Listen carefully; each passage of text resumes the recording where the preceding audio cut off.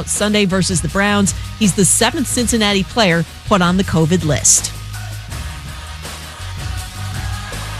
Look, he's an NFL coach trying to do the college thing. It's a lot to win a national title, and I think for him, it's an easier path in the National Football League. More Keyshawn, J. Will, and Max Thursday morning on ESPN Radio.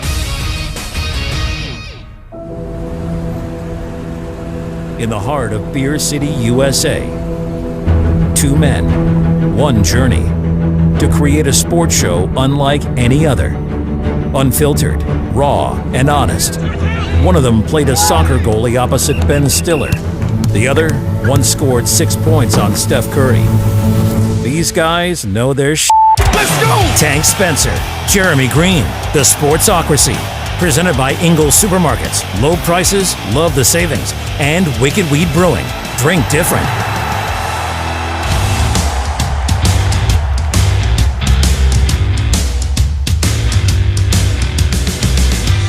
And welcome into the Sportsocracy. I'm Tank Spencer. Jeremy Greene is alongside, and we are in the Ingles studio here on ESPN Asheville, 92.9 FM, 880 AM, and 1400. The Sportsocracy heard everywhere on the iHeart Radio app. It is a Wednesday afternoon, and the first hour of the program, as always, brought to you by Ingles. Low prices, love the savings. Yes, we got a lot to talk about today. Apparently, Jim Harbaugh wants to go back to the NFL, or he's being tempted. He could be tempted. Yeah. If that doesn't make sense to you, then yeah, stick around because we're going to talk about it. And I believe it makes all the sense in the world for Jim Harbaugh to call it quits with his alma mater and go back to the NFL, who I believe is really his true alma mater. He belongs in the NFL to me. It's plain and simple. Jeremy's going to release his top 13 quarterbacks in the 2022 NFL draft coming up in the second hour of the program. Yeah, and there's some guys that have much higher numbers next to their name than people think they will. There is moving and shaking going on in the draft world as far as what is going to be required of guys when they go to the combine. And one of Jeremy's favorite little exercises that combine athletes have to go through is apparently going to be nixed out of the process. So we'll talk about whether or not the NFL needs the Wonderlic Test to stay around. And, of course, we'll have all of your favorite little features here on the program, just a bit outside. The weird news, we got 5 on it. Jeremy, you did pretty well on your first. I got 5 on it. 2 and 1. Thanks, Duke. I should have known if I take Duke, they're going to wee-wee in my cornflakes. Of course they and are. they did. Of course they Because they dominated Duke, but they didn't cover, which means you basically didn't win. You might as well call it a loss. Yeah, they dominated Georgia Tech. What'd I say? You said Duke. They dominated themselves. Dominated themselves and didn't cover the spread for Jeremy last night. We got the Green on Green at the end of this hour as well. Jeremy's always mad about something, so he'll cobble together and I'm mad. We got to chew on that coming up in the next hour from Mr. Caleb Peak, and it is the first uncensored third hour of the Sportsocracy. Our new schedule change taking complete effect today. Yeah, and I'll be honest with you, several people in the comments said it took an adjustment not to have a morning show. You think it was an adjustment for you? I got here at noon and had 3 hours worth of content to get prepared. Right. My computer might catch on fire before this is all said and done. So yeah, we did not have a YouTube only morning show. That has gone by the wayside. And when we do morning shows, we won't do the third hour, but we're going to do 3 hours a day every day. You're going to have 3 hours consecutively a day for the most part. Throughout the football season, we'll continue to do the Monday morning lives and the overreaction Mondays and all of that. But coming up in the exclusive YouTube third hour, uncensored, we're going to be doing the weekly power rankings for the Sportsocracy. So welcome into the program. We appreciate everybody tuning in with us today here on ESPN Asheville and the iHeart Radio app. And if you haven't already, go over to thesportsocracy.com, click on that live video link, and subscribe to the YouTube channel so you can get into the comment section with us and join us for all of the YouTube fun that we have here in the Sportsocracy. All right, so Jim Harbaugh, the report comes out from The Athletic that Jim Harbaugh could be tempted to go back to the NFL. And people have absolutely lost their minds about it. Well, I mean, why would Jim leave Michigan? That's his alma mater. That was the mama calls, as Bobby Bowden used to call it. Right. And my response was immediately, why wouldn't you go back to the NFL? Bingo. Have you noticed how weird the response at Michigan to this year has been? What do you mean? Did anybody seem to care that they got absolutely housed by Georgia? No, because it was progress. No one cared. No, it was progress. You beat Ohio State. You got the Big Ten championship. I don't even know that they actually believed that was something that he could do. Remember, last year we were talking about it's time. It's time for this divorce to be, or for this relationship to be over. They need to have the divorce. Jim Harbaugh needs to go find another place to be, go back to the NFL, do something, because college game just ain't working for him. He hadn't been able to get the quarterback in, and obviously he got Cade McNamara this year, and that helped out greatly.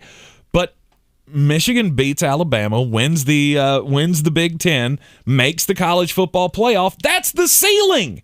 Like when we play the drop all the time of Michael Jordan, the ceiling is the roof. They've reached it. It's never going to get better than this for Jim Harbaugh. Let me ask you a question. Since 2000, how many conference championships does Michigan have? I never realized how big the discrepancy in this was. I would say it's 2. It's 4. Okay. They won in 2000, 2003, 2004. Okay. And then you won this one this year. That's it. This is not the historically great Michigan program that everybody wants to make it to be. But they want it to be.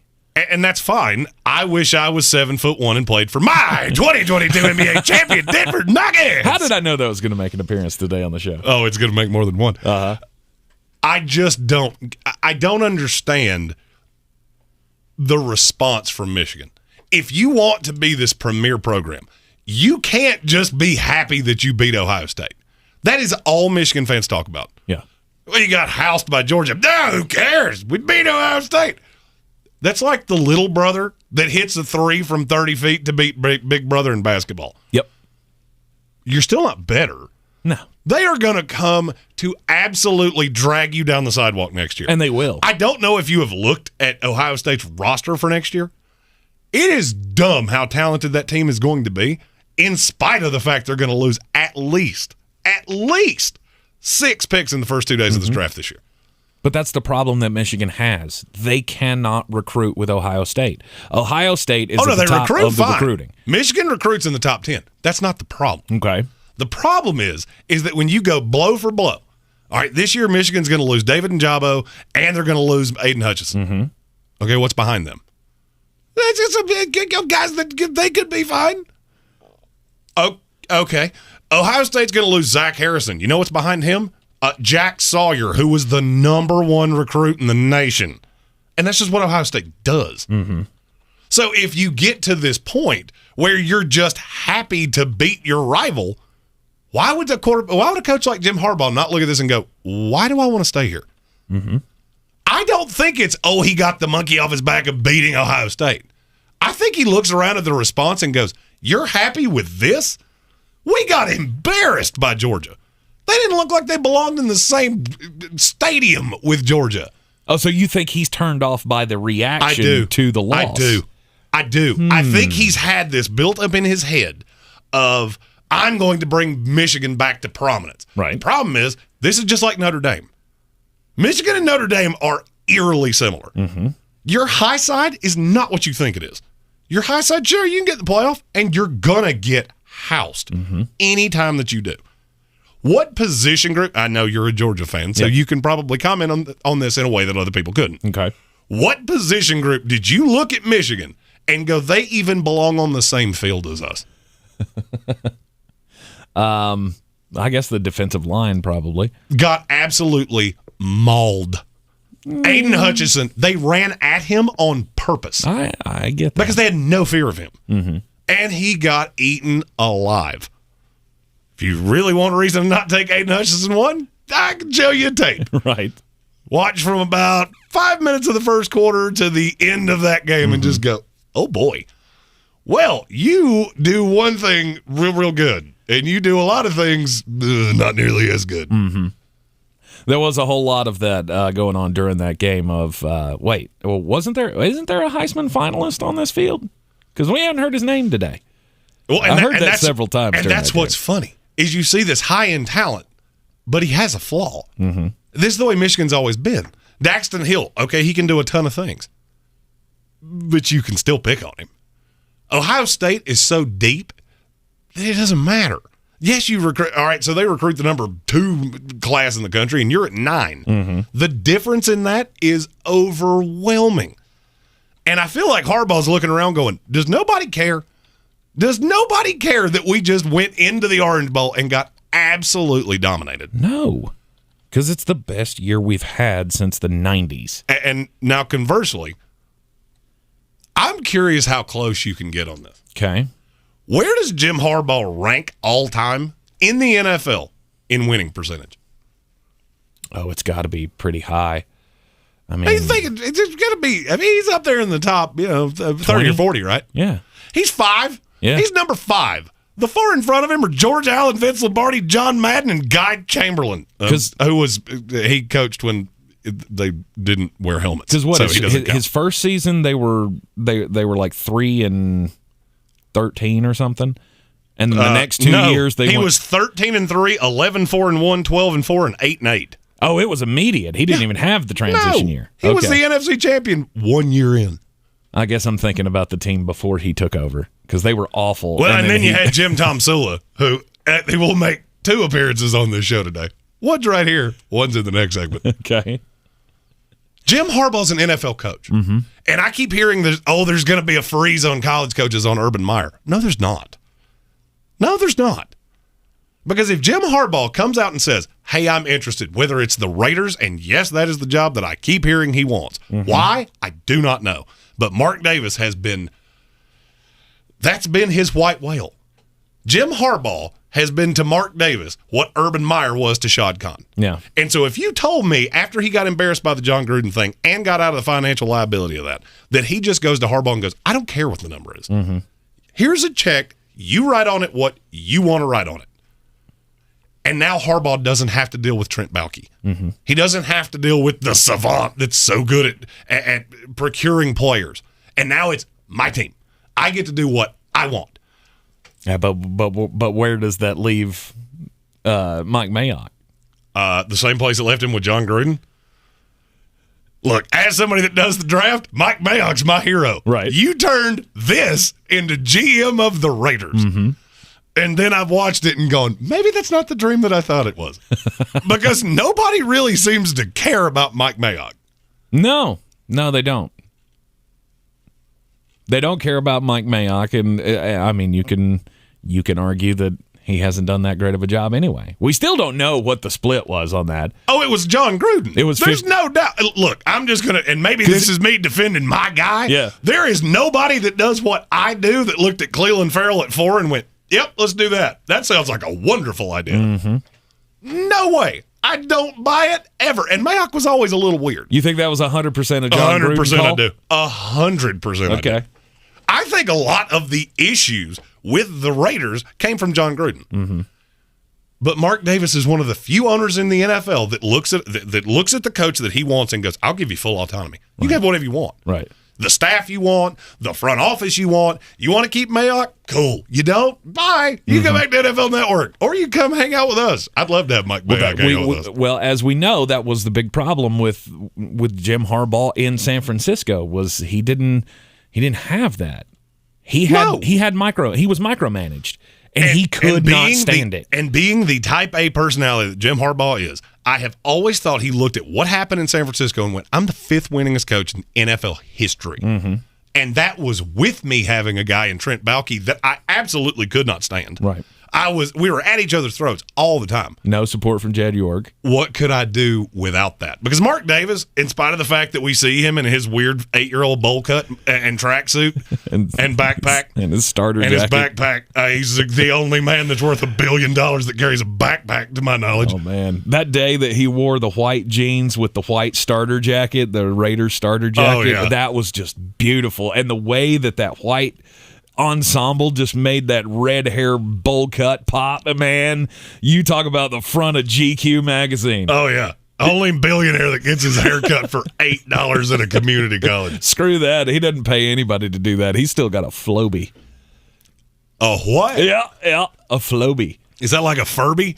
No, it's like a vacuum cleaner thing that they came out in the 80s that will cut your hair. You just suck the hair up into the little tube and it cuts it for you. Yeah. Is that how you cut your hair? No, I have the vacuum wouldn't work. No, I have no hair for the vacuum. No, you're a straight. Give me the clippers. Yeah, give me them clippers and just shave it down. You shave your head the same way that most groomers shave a poodle. Pretty much. Like, just take it all off. Pretty much. Fine. It'll grow back. It's only a quarter of an inch long anyway. Right.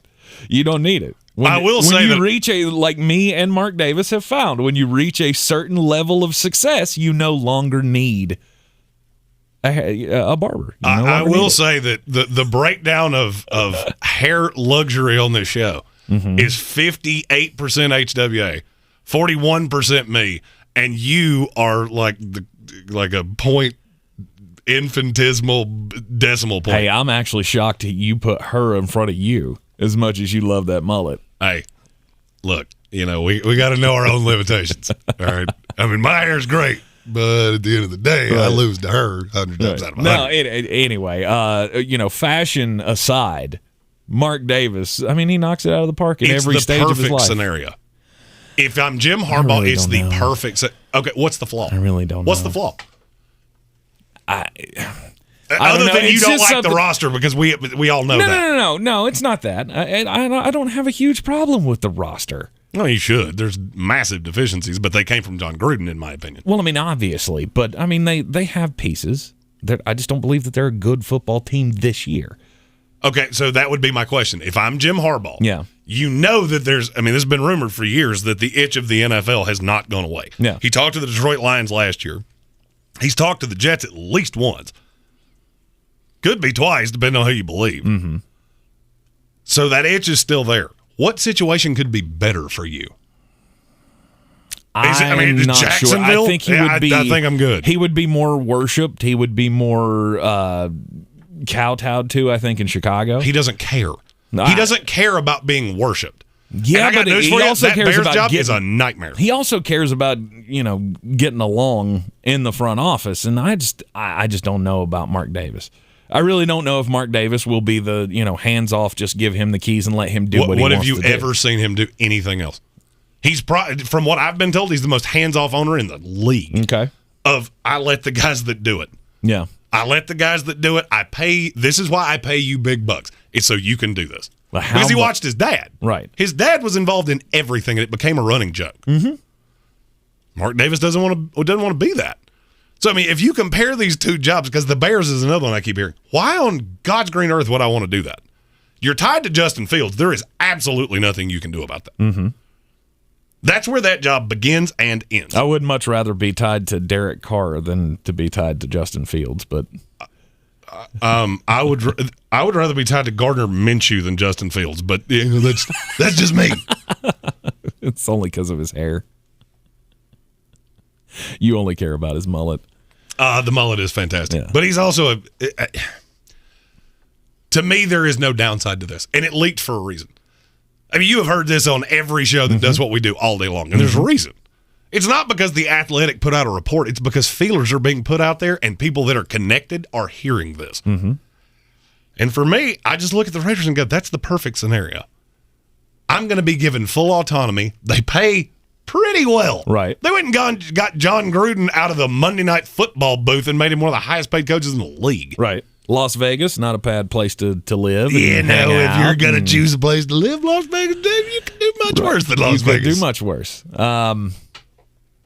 Yeah, I mean, when I first heard about it, I heard Mark Davis wants to go after Jim Harbaugh, and I thought, I just don't know. I just don't know if their if they can have a steady relationship that's going to make both parties happy, and if he's going to let Jim Harbaugh pick his staff, which he will. That's the only way you're getting Jim Harbaugh. Then maybe so. But do you want to give a guy that much power? Jim Harbaugh, absolutely. Okay. If I'm a Raiders fan, I am writing to Mark Davis. I'm sending everything to one Roomba Way or whatever the Raiders' address is. Go get Jim Harbaugh. I don't care what it costs. I don't care what the money is. Right. I don't care. We're printing money. We're in Las Vegas. We have this amazing stadium that's housing all of these different events. We're printing money. Mm-hmm. Go get the guy that I know what he is. That's stability. That's a face. That's everything we need. Go get him. Yep. You're in the Sportsocracy here on ESPN Asheville. What do you think? Do you think this is actually a good thing? Jim Harbaugh with the Raiders, can he be the culture builder that that brings them out of the shadows that they're underneath right now? And there's another layer to that. There's another layer to this whole Jim Harbaugh story, because you got to understand, in coaching, every time one domino falls, 3 more fall behind it. Mm-hmm. And there's something that I keep hearing, and maybe I'm reading tea leaves, maybe I'm trying to find something where it doesn't belong, but it has an effect to a team close to here. Yeah. More NFL coaching rumors and news coming up next, right here on ESPN Asheville. This is your Exergen Temporal Scanner weather forecast on ESPN Asheville. Winter storm watch for the higher elevations off to our west Thursday night, Friday morning for accumulating snowfall and some tough wind. Northwest winds really cool us down for a late week, and we could see some snows here in the valley Thursday night. 27 our low tonight with a partly cloudy sky. Afternoon rains Thursday, 45, changing to snow Thursday night with cold northwest winds, 13 Friday morning. A winter storm watch for the mountains to our west.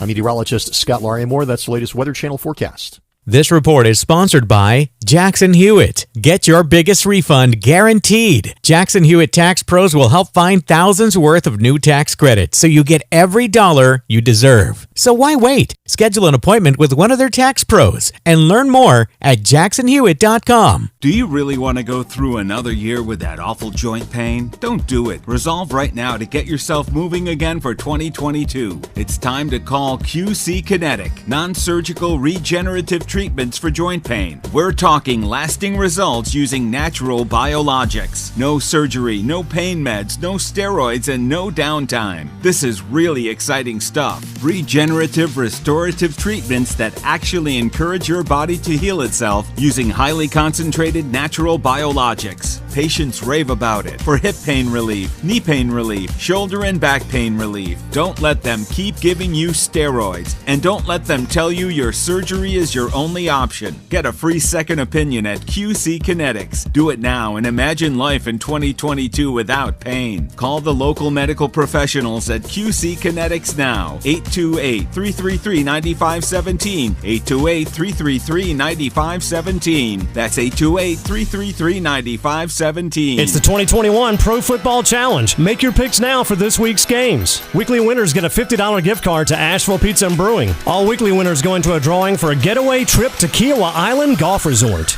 Make your picks now at ESPNAVL.com.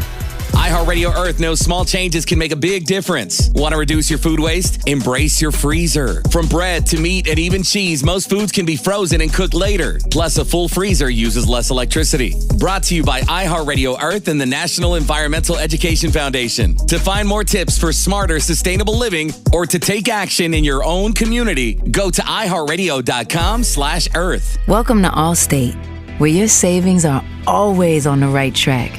And where we still love when those auto rates drop. Because when they do, that's some really good energy. Love when the extra savings hit.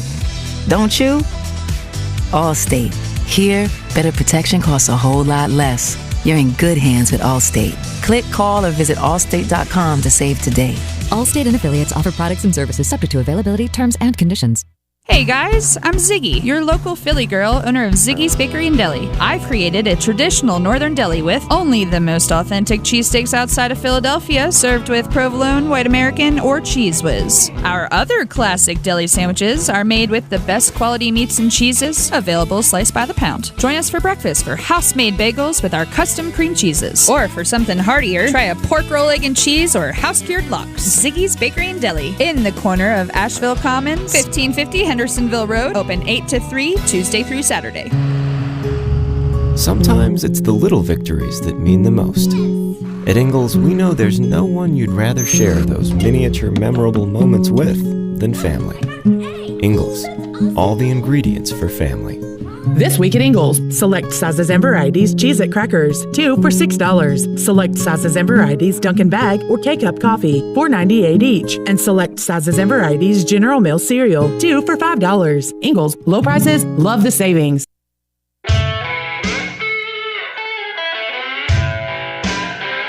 The Sportsocracy. These guys are a f***ing disgrace. It's ESPN Asheville, so Jim Harbaugh may go back to the NFL. Frankly, I believe that's where he belongs. The Raiders would be a good place. I honestly believe anywhere he goes, he's going to be successful. I don't care if it's with the Raiders. I don't care if it's with the Bears. He's going to be successful wherever he goes. I do. He needs for this to work and for him to want to do it. He's going to have full autonomy. But there's another domino in this that I cannot stop hearing it. Okay. So the reports come out that Matt Rule, is likely to be retained in Carolina. Mm-hmm. There's a part of that I don't hear people talk about, and I don't understand why. Okay. Anytime you start hearing very conflicting reports, it means that there's two sides of a coin that are saying opposite things to the same people. Mm-hmm. Over the weekend, you heard that David Tepper was embarrassed by the fact that he had given that contract to Matt Rule. He overspent, in his opinion, to procure Rule services from the New York Giants. Matt Rule knows that's coming from somewhere. I've heard he's not particularly happy in the NFL. He's not loving this. He kind of misses the college game. Mm-hmm. And there is a path for me. If Jim Harbaugh were to leave, I think Matt Rule is probably the first call they make. Okay. Matt Rule to Michigan. Because why would and I know people will say Luke Fickell. Why? Why would you turn your back on the school that you're so attached to in Ohio State to take that job? You've seen this same thing. I mean, I look at it and go, if I'm a college coach, I have no interest in Michigan. None. There is nothing that you could possibly say to me that is going to change what I've already seen. I think with you, I think I'm with you on if I'm a coach, period, I don't think college is where I want to be. No. I mean, after seeing all the transfers and all of the opt-outs in the bowl games, and it's just becoming increasingly harder and harder to coach. Now, there's that's great on you. If you want to be a college coach and you can be great at it, go do that. I'm too lazy for all that. I ain't doing that. I'd rather go to the NFL and have to deal with the things that they deal with and not have to do with the recruiting and begging my players to stay year in and the year transfer out. portal. Right. I mean, you got one of what would be a Heisman front runner for next year that just entered the transfer portal. Caleb Williams. Yeah. And now one of the few remaining receivers they had is in the transfer portal. Mm-hmm. So why would I want to do? That's the thing I can't figure out with college, because people say, "Oh, it's all about the money." Do you know how much Jim Harbaugh makes at Michigan?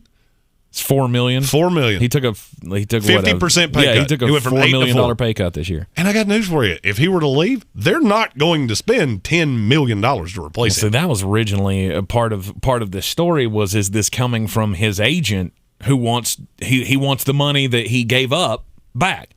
So now he's going to go to them and say, I think I'm going to the NFL. And they'll go, we'll give you your $8.5 million back. Won't work the way you want it to. Yeah. It won't. If that's what this is all a ploy from the agent to get more money. It ain't going to end the way you think it will. I mean, he'll get more money. You're not getting back to $8. Much. No. You're not getting back to $8. No. You're just not.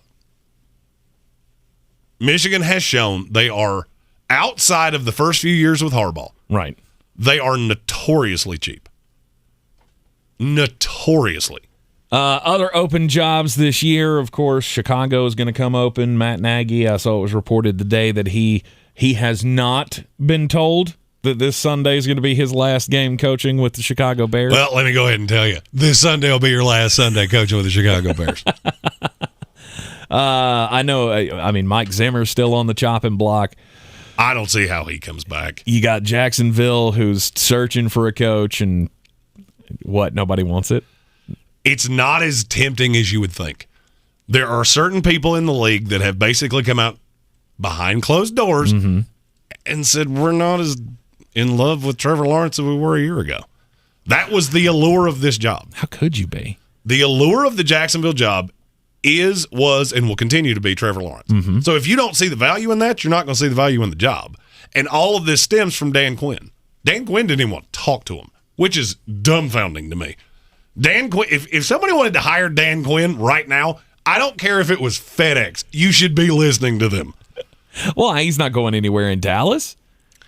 Yeah, and he's getting a lot of credit for a defense that's, at the end of the day, just not actually that good. Yeah, but imagine how good they could be, or they will be, as all of these pieces get older and grow together. And I mean, oh, you mean half the pieces you're going to lose?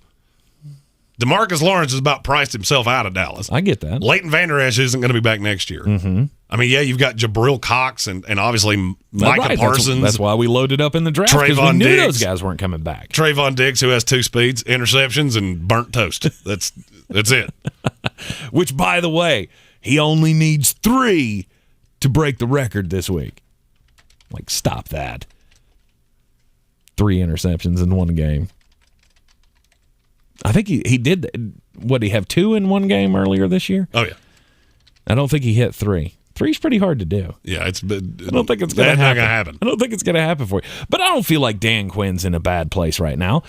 He is in the spot he needs to be in to resurrect his career. If he goes and takes a job now with the Jacksonville Jaguars and they're 4-13 next year, it's going to be all the same thing over again. Like, why did you hire this guy? The fact that they're even interested in Dan Quinn just tells me that, okay, so just because the ringmaster left does not mean the circus is left town in Jacksonville. Right. Because I would love to know who said, hey, we could interview that coach that was just absolutely the worst in Atlanta and now has an improved defense in Dallas. Let's do that for our number 1 overall quarterback that, the whole fortunes of the franchise are tied to. Oh, yeah.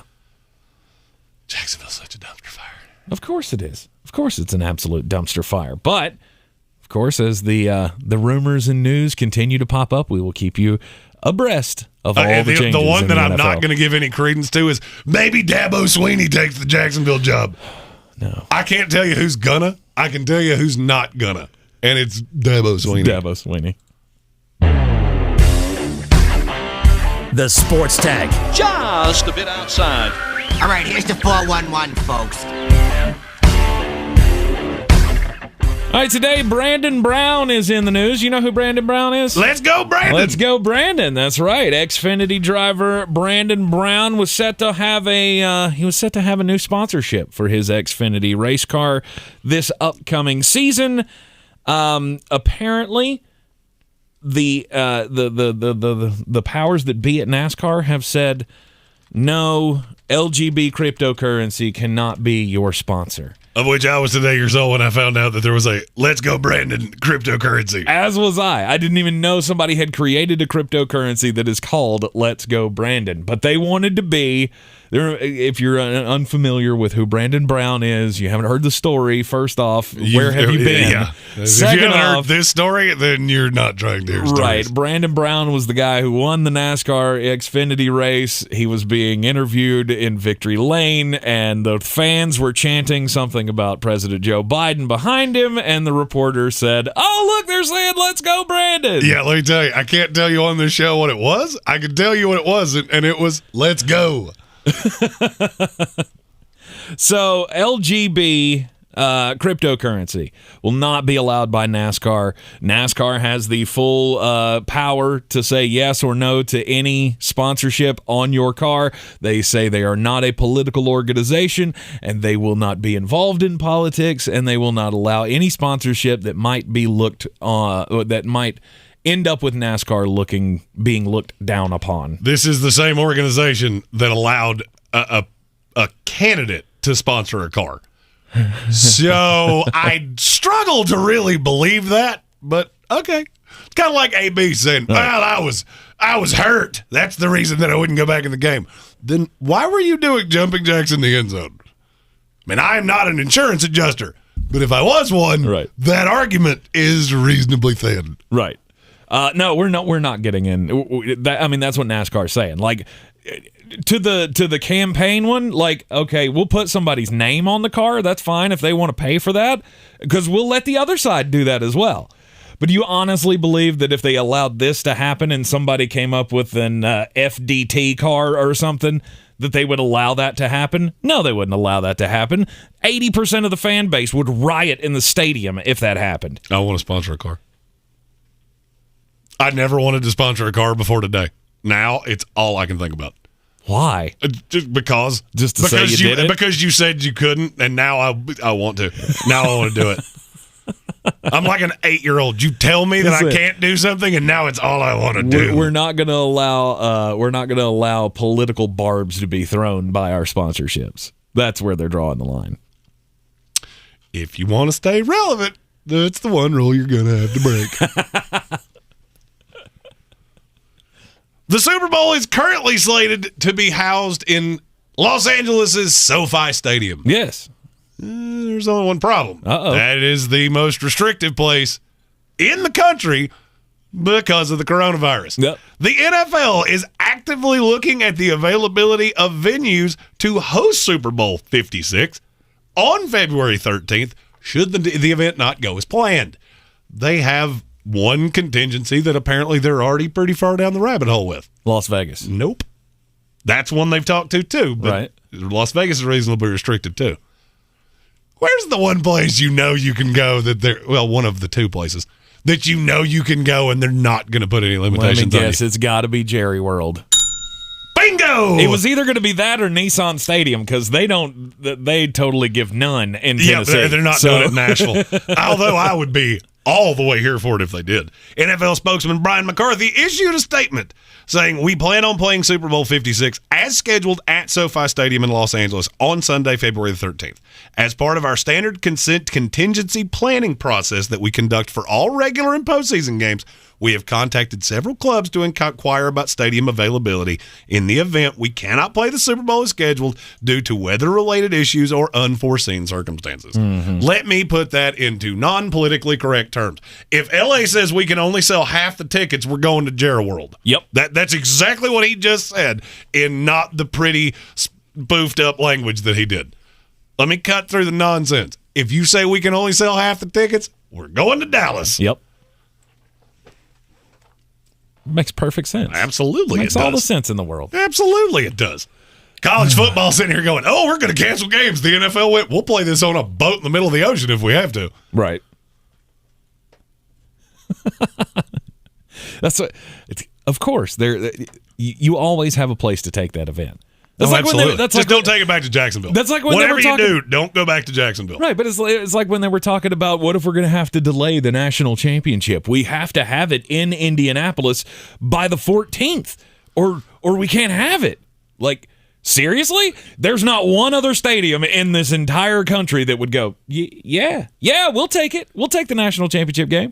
Yeah, and that is one reason that the NFL is printing money and college football is hemorrhaging money. Because one has a brain trust that goes, "Oh, we're playing this game." Yeah. And I don't care where we play it. The where does not matter. As long as it's not Jacksonville Part 2 where you have media members stationed on a cruise ship. You don't like that? I've heard horror stories of people that were at that Super Bowl. Mm-hmm. They were literally the head media members they didn't have enough hotel rooms. Uh-huh. So you got all these people that show up. I mean, what are they going to do? Sleep in their car? No, so they stationed a couple cruise ships out in the bay. And hey, there's your hotel room. Mm-hmm. It's just on the water. Waterfront property. Go ahead. Let's do this. Today, a memo went out to NFL teams. And the league is telling the teams, or warning them, that, we got the draft combine coming up, so anybody who's got an idea about saying something really dumb to one of these prospects in the interview process, just know that depending on how egregious or unprofessional your questions may be, like asking Des Bryant whether or not his mom's a prostitute. By the way, there have been 2 other prospects that have said they've been asked the same question. Yeah. One was just a couple of years ago. Darius Geis. Yeah. Darius Geis was asked if his mom was a prostitute. Yeah, by the way, whoever did the personality profile on Darius Geis, that dude has been fired. If you don't know what I'm talking about, Google it. Google it. He went back to LSU and went, "Hey, what's the dumbest thing I could possibly do?" Mm-hmm. So NFL teams have been warned and have been told we're, no unprofessional questions. You could lose draft picks for that. Anywhere between a 1 and a 4, which seems aggressive to me, but I guess, what question would you have to ask? We can't talk about that on this show. You know where we can't do that? Uncensored third hour. Uncensored third hour. What question would you have to ask to lose a first-round draft pick from as an NFL team? I have a few ideas, but I can't say them on this show. Yikes. All right, so we'll get to that amidst the power rankings coming up in the third hour, uncensored today, live on YouTube. Go to youtube.com/thesportsocracy. Be sure to subscribe to the channel so you always know when we are on, like right now. But buried in this article, there was like one line in there that I went, oh wait. The Wonderlic test, they're not going to use it anymore. Which just makes me angry. They're not going to use the Wonderlic test anymore. And, I get that the Wonderlic has had its detractors over the years. People say that Wonderlic is not a great way to gauge NFL success or not. You have had it go both ways. You've had guys who've scored pretty low on the Wonderlic test who've done pretty well in their NFL careers, and then you got guys who have scored really high on the test, but they never even played because they were, Well, it's not the end-all, be-all, but I will tell you, that is one of those things that people don't ever want to talk about this. Mm-hmm. Name me a quarterback that scored like a 12 on it that wound up being really good. Because it's a cognitive Donovan reasoning. McNabb. Donovan McNabb had like a 13 or something. He was higher than that. I read this earlier today. I don't have him He was on the list of guys who there are some that did not score well. There are some that break the trend. Mm-hmm. It's very rare. Mm-hmm. There are very few quarterbacks that get. Vince Young got a 6. Right. But it's a cognitive reasoning test. There's a lot of people that use the Wonderlic. Mm-hmm. I've never understood the pushback on this. Oh, why do we use this test? Well, because you're asking players to make snap decisions, and this is a snap decision test. Mm-hmm. If you don't know what the Wonderlic is, it's a 50-question test, and it's 12 minutes. It's timed. You get 12 minutes. I've taken it 3 times. To answer all the questions you possibly can, and they're deductive reasoning type questions. I took a sample test earlier today, and the best I've ever done on one is 34 because I can't ever get through all the questions. Oh, we should do that. We should do that in the third hour. We'll take a Wonderlic test live on air. I've taken it 3 times, and the lowest I ever scored was a 38. Really? Yeah. Nah, I can't. My mind doesn't work that fast. I took it once for a job, and I've taken it twice attached to this show just to prove a point. Mm-hmm. And, if you look at my Wonderlic score, the only thing stopping me from being a great NFL quarterback is athleticism and talent and an arm and the fact that if somebody hit me right now, I might break into 7 pieces. True. All true. Yeah. So, cognitive reasoning, I got that. I can't ever go fast enough to complete the whole test. The ones that I do finish, though, I get right. It just takes me forever because I don't do math well in my head. So, to me, this is not a complete loss. It's fun when we get to do the Wonderlic scores. We get to talk, look, so-and-so scored a 10. Those are, but I've never gone, I don't think I've ever really gone about it and been like, oh, that dude's a total moron. Other than Jamarcus Russell or Vince Young with his 6. Yeah, Vince Young got a 6. There have been a lot of others. And look, there's another side of this. Ryan Fitzpatrick got a 49? 48? 48. He almost perfected it. Mm-hmm. He may have perfected it now. There's only been one perfect 50 score. Pat McNally. It was the punter. Yep. I remember Mike Mamula got a 49. Mm-hmm. Mike Mamula was one of those guys you look at in a hotel lobby and just go, that dude could hurt me. Uh-huh. The only problem is that when he got on the field, he went, hey, I'm supposed to chase the ball, right? That's how this game works. Lamar Jackson scored a 13. Donovan McNabb had a 14 or a 15, depending on which report you read. Jim Kelly had a 15. So, you've got some guys that did really well that didn't do well on the test. And you've got other guys, like I said, that, Greg McElroy had a 43. Oh, nobody ever doubted. Greg McElroy and I have the same problem. The thing that was missing for him, he had the cognitive reasoning. He was missing that, agility, arm talent, right. athleticism, all of those talent things that we talked about. Right. It was never the end-all, be-all. I've just never understood the pushback. Mm-hmm. I don't get it. But, I'm the same person that hears their school system goes, we're not going to give grades anymore. And I go, wait, what? Well, it's because there are people who draw great assumptions with the Wonderlic test. If they see... That's not true. I'm just going to go ahead and tell you. Really? I've talked to people that have literally drafted players in the NFL that go, yeah, it's a piece. But here's the problem. There have been a slew of guys, like Donovan McNabb. I'll use him as an example because that was before my time. Mm-hmm. That was back, 98? I think's the year 99. Somewhere in there.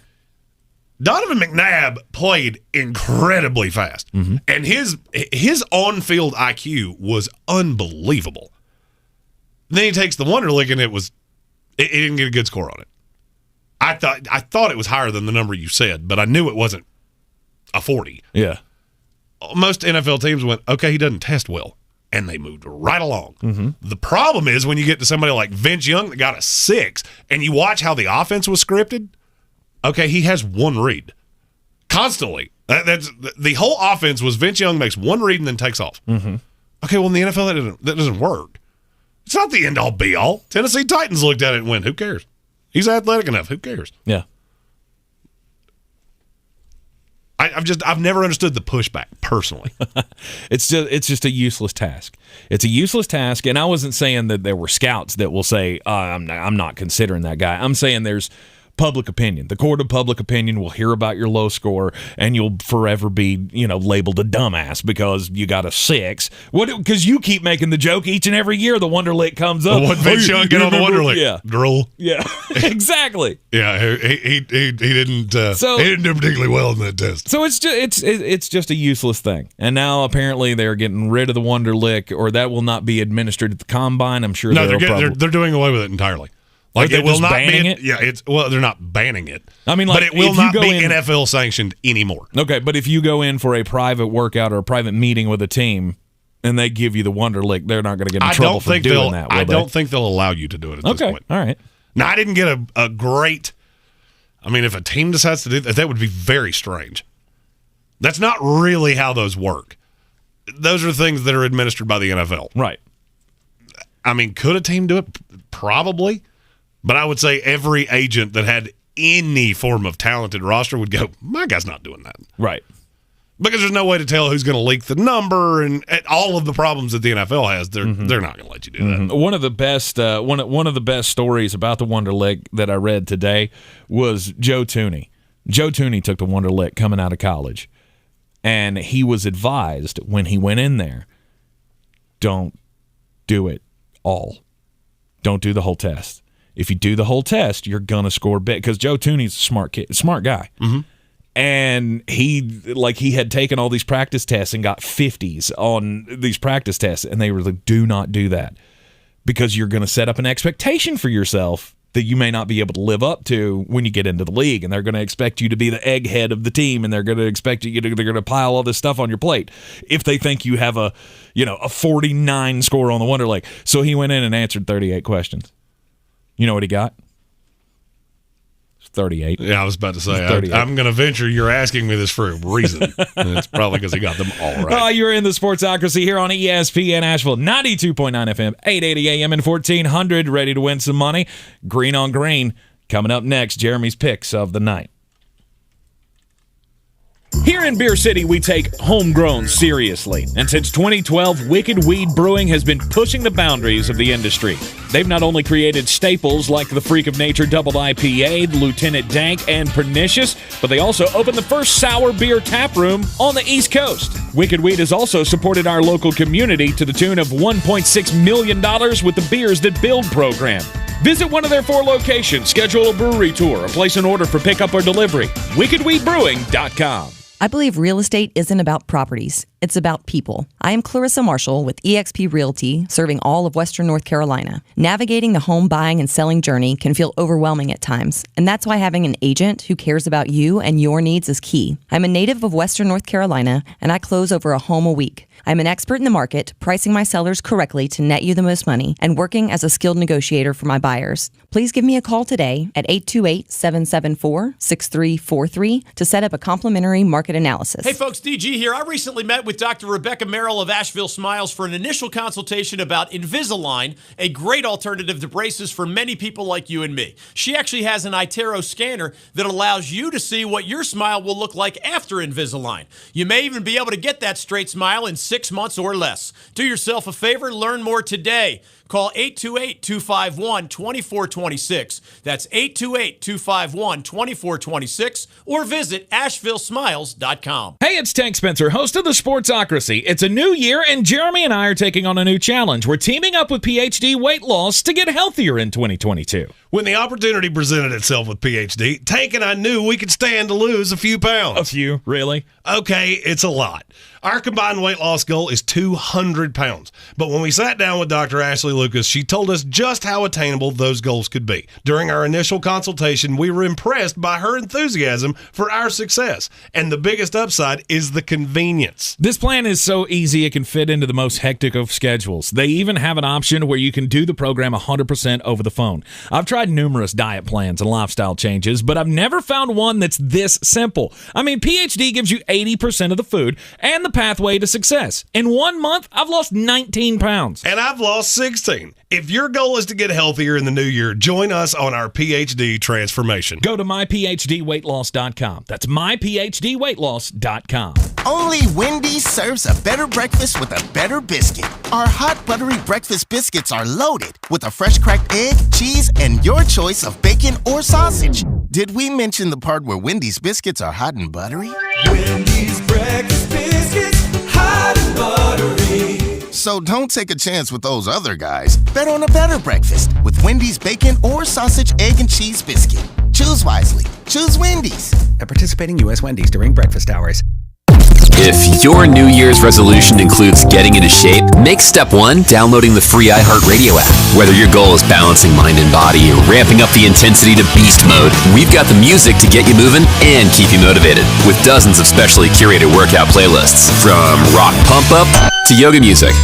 Just put your headphones on and tap playlists to get started on reaching your goals. iHeart. Discover music, radio, and podcasts you'll love.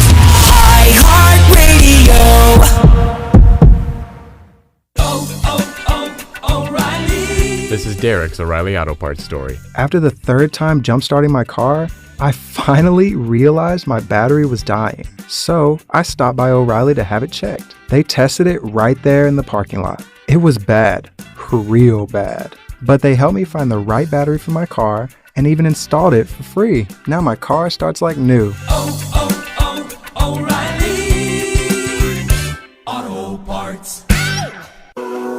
Coffee's for closers only. Get them the money. Then when you get the money, you get the power. That watch costs more than your car. Then when you get the power, then you get the woman. 2-1 start to the new year. Thanks, Cleveland. I should have known not to trust Cleveland. That's stupid. Tonight I got 3 picks in the NBA. The first one, the Philadelphia 76ers are a 9.5-point favorite at Orlando. It's too much. It's too many points. Orlando's at home. No, the team's not good, but they're really long, and they mess with teams that can't shoot. Philadelphia, yeah, the good is really good. And then there's this bad that tends to appear on the road. This number has ballooned, and it shouldn't have. Give me Orlando plus the 9.5. The Washington Wizards take on the Houston Rockets in a game that if you watch it, you should have your head examined. But Washington's a 7.5-point favorite. That's not nearly enough. Houston is in absolute turmoil. If you haven't heard the story about Kevin Porter Jr., he kind of lost his mind at halftime the other day and cussed out John Lucas and is now not. He's still with the team, but there's some animosity there. That's what gave Antonio Brown his idea. Quite possibly. Christian Wood was also involved. There's just a lot of animus around this team. The number hasn't moved as much as I thought it would. When I saw this was 6.5, I hate this Houston team on the road.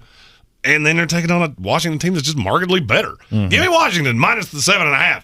Finally, this is an overreaction to the highest extreme.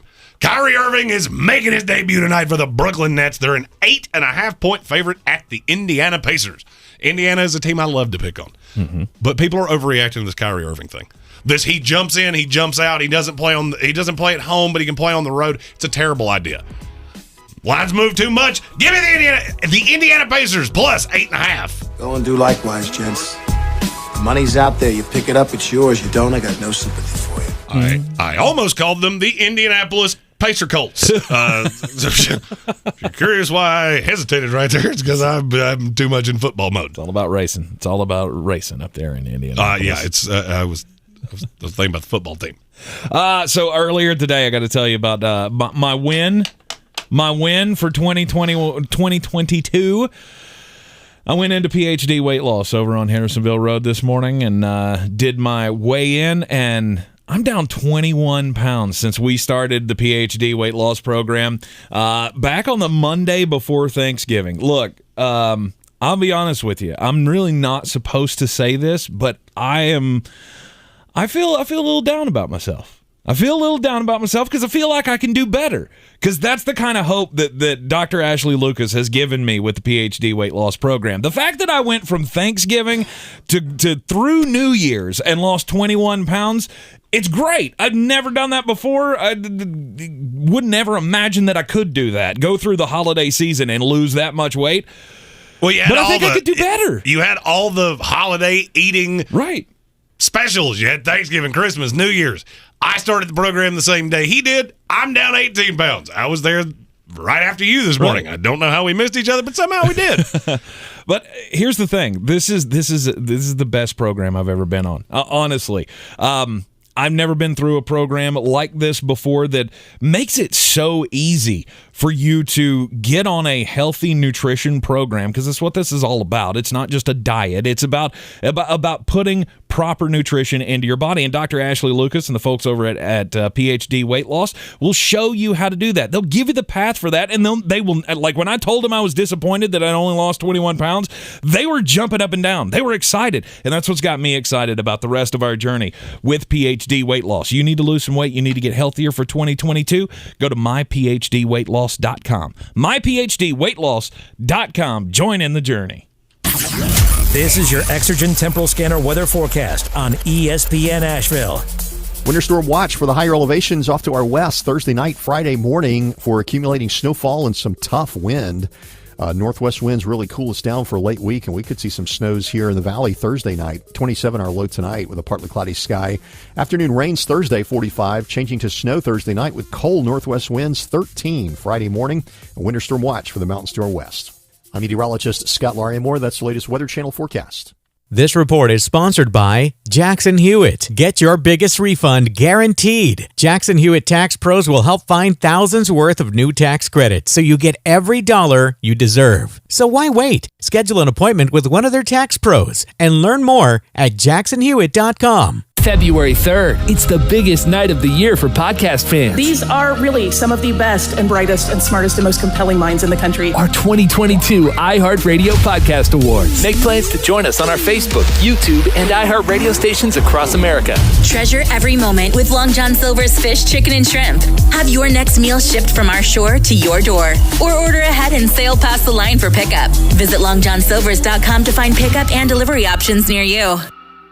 It's better breakfast o'clock at Wendy's because it all starts with a better biscuit. Get hot and buttery Wendy's breakfast biscuits made with oven-baked bacon or savory sausage, fresh cracked egg, and cheese. So don't risk your biscuit. Get Wendy's instead. Limited time only at participating U.S. Wendy's. You say goodbye and I say hello. With Mercari, your unneeded things can find a new life. Hello, hello. Easily list and sell. I know why you say goodbye and I say hello. Or discover great finds. Hello. Buy or sell almost anything. You say goodbye and I say hello. Download Mercari on the app stores or at Mercari.com. Mercari, your marketplace. From the Ingalls Studios, this is ESPN Asheville, WPEK, W225CJ Fairview, WMXF Waynesville, and iHeart radio station. His season debut at Indiana tonight. Coach Steve Nash confident he'll play a good chunk of the game. Irving can only play part-time. He can't play in New York City, San Francisco, or Toronto because of COVID-19 vaccine mandates. It's understandable why the Nets will accept Kyrie as a part-time player and why they're bringing him back now, explains ESPN's Kendrick Perkins. I'd rather have part-time Kyrie Irving than a no-time Kyrie Irving. And I love what the Brooklyn Nets are doing right now. Because right now, they're bringing them in at this point in time because they know it's a marathon and not a sprint. And so the team could get used to this. The team could get used to Kyrie Irving only being on the road. NFL Titans running back Derrick Henry, out the last 8 games with a fractured foot, has been designated to return to practice from injured reserve. Titans still need to decide whether to bring him back for Sunday's regular season finale at Houston or hold him out for the playoffs. With a win over the Texans, Tennessee clinches the AFC's 1 seed and a first-round bye. Bengals running back Joe Mixon, tested positive for COVID-19, is out Sunday versus the Browns.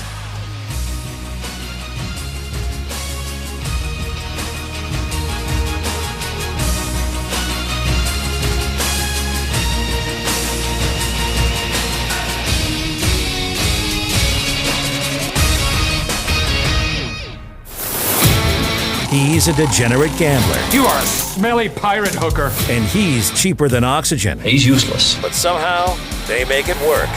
Jeremy Greene, Tank Spencer. There's no holding back in the Sportsocracy. Presented by Ingles Supermarkets and Wicked Weed Brewing. It's ESPN Asheville, 92.9 FM, 880 AM, and 1400. The Sportsocracy heard everywhere on the iHeartRadio app. And yes, you can get the program live or on demand on the iHeartRadio app. You miss an episode, don't worry about it. You can always go back and listen to it again. We post it directly on the iHeartRadio app after the show is over.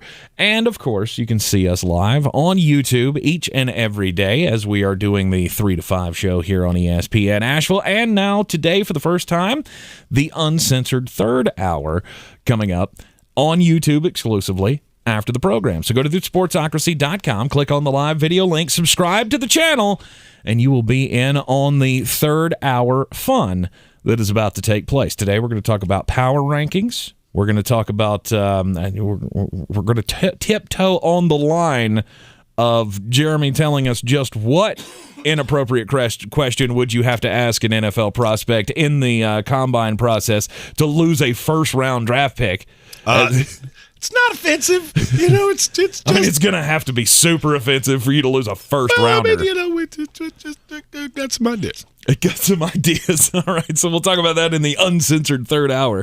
Coming up after this here program, again, thesportsocracy.com is the website for all the live YouTube videos. And, of course, we are in the Ingles studio, and the second hour is brought to you by Wicked Weed Brewing. Check them out at wickedweedbrewing.com. Wicked Weed Brewing.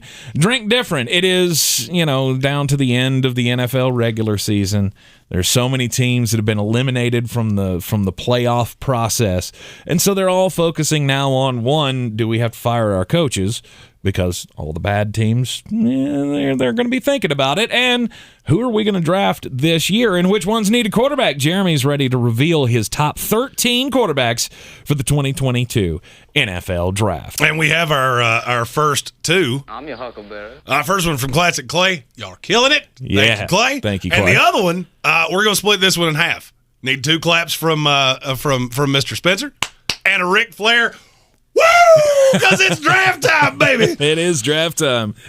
And so who are they? Who are the top quarterbacks in this class? I mean, we all have talked about Sam Howell and Malik Willis and Carson Strong and guys like that. 13's going pretty deep. Nah, not for me. 13 is there. I have 13 quarterbacks with draftable grades.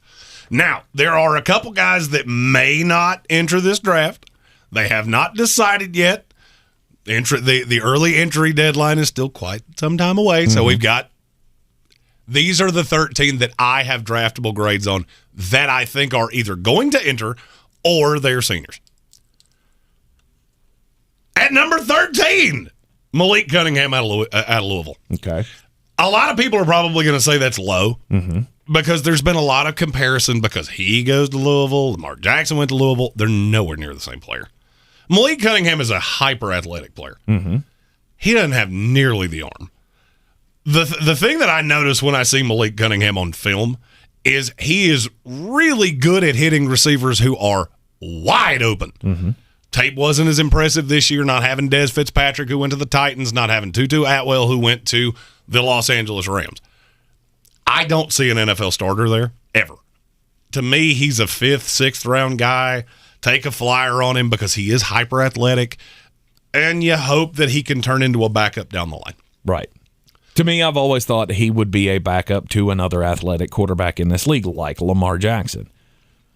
But that's the ceiling. That's absolutely the ceiling to me. I mean, he's super athletic, and he's also a guy that I've thought maybe he's a guy that they can turn into something else. He could be a wide receiver. The caveat with him, packages. You've got a lot of teams that are doing some iteration of the Taysom Hill thing, where it's the offensive weapon. Now, can Malik Cunningham be that? Yes, because he's hyper athletic. Can he catch? I have no idea. I've never seen that. He's got great feet in space, but that's not really something that is high on the quarterback requirement list. He's a very athletic player, and I think a team will find some form of role for him in the NFL. I just don't think it's as a starter in this league. That's not what I see with him. Yep. At number 12, this is one I'm going to catch a lot of flack about because a lot of people are much higher on him than I am. It's Desmond Ritter. Wow. I mean, there's some people that have him as a first-round pick. And any team that does that, you're going to regret that you did it. Go back and watch that Alabama tape. That's all you need to know. Mm-hmm. I already thought it. It really just confirmed what I already saw. I mean, does he make some plays? Sure. Level of competition was nowhere near. I mean, you got to realize Cincinnati's got 5 guys that are going to go in the first 2 days of this draft. Mm-hmm. Now, a couple of those were on defense, but he did have a kid in Alec Pierce that I think very highly of. I think he's a day 2 pick at wide receiver, and for some reason, I can't stop putting him with the New England Patriots, which just makes me really angry. Because I like him. I think he's a good, talented receiver. I just don't see an NFL arm with Desmond Ritter. Mm-hmm.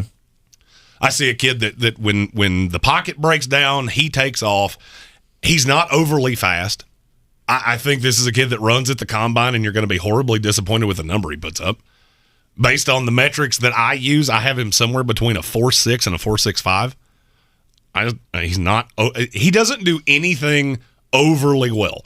He doesn't have that skill that I go, that's what you're going to be able to do in the NFL. Guys like Lamar Jackson. All right, so I missed aggressively on Lamar Jackson. Yes. Lamar had an elite skill. Lamar could take off. And if you left receivers open, he's got a cannon arm. He's just not overly accurate. Mm-hmm. So what you had to do is find a team that was willing to build a whole scheme around him, which is exactly what the Baltimore Ravens did. That could work. I don't see that with Desmond Ritter.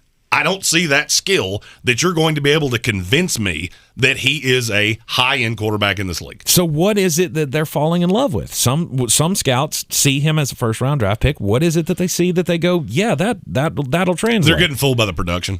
They're getting fooled by Alec Pierce was not an overly dynamic recruit. There's just a lot of things.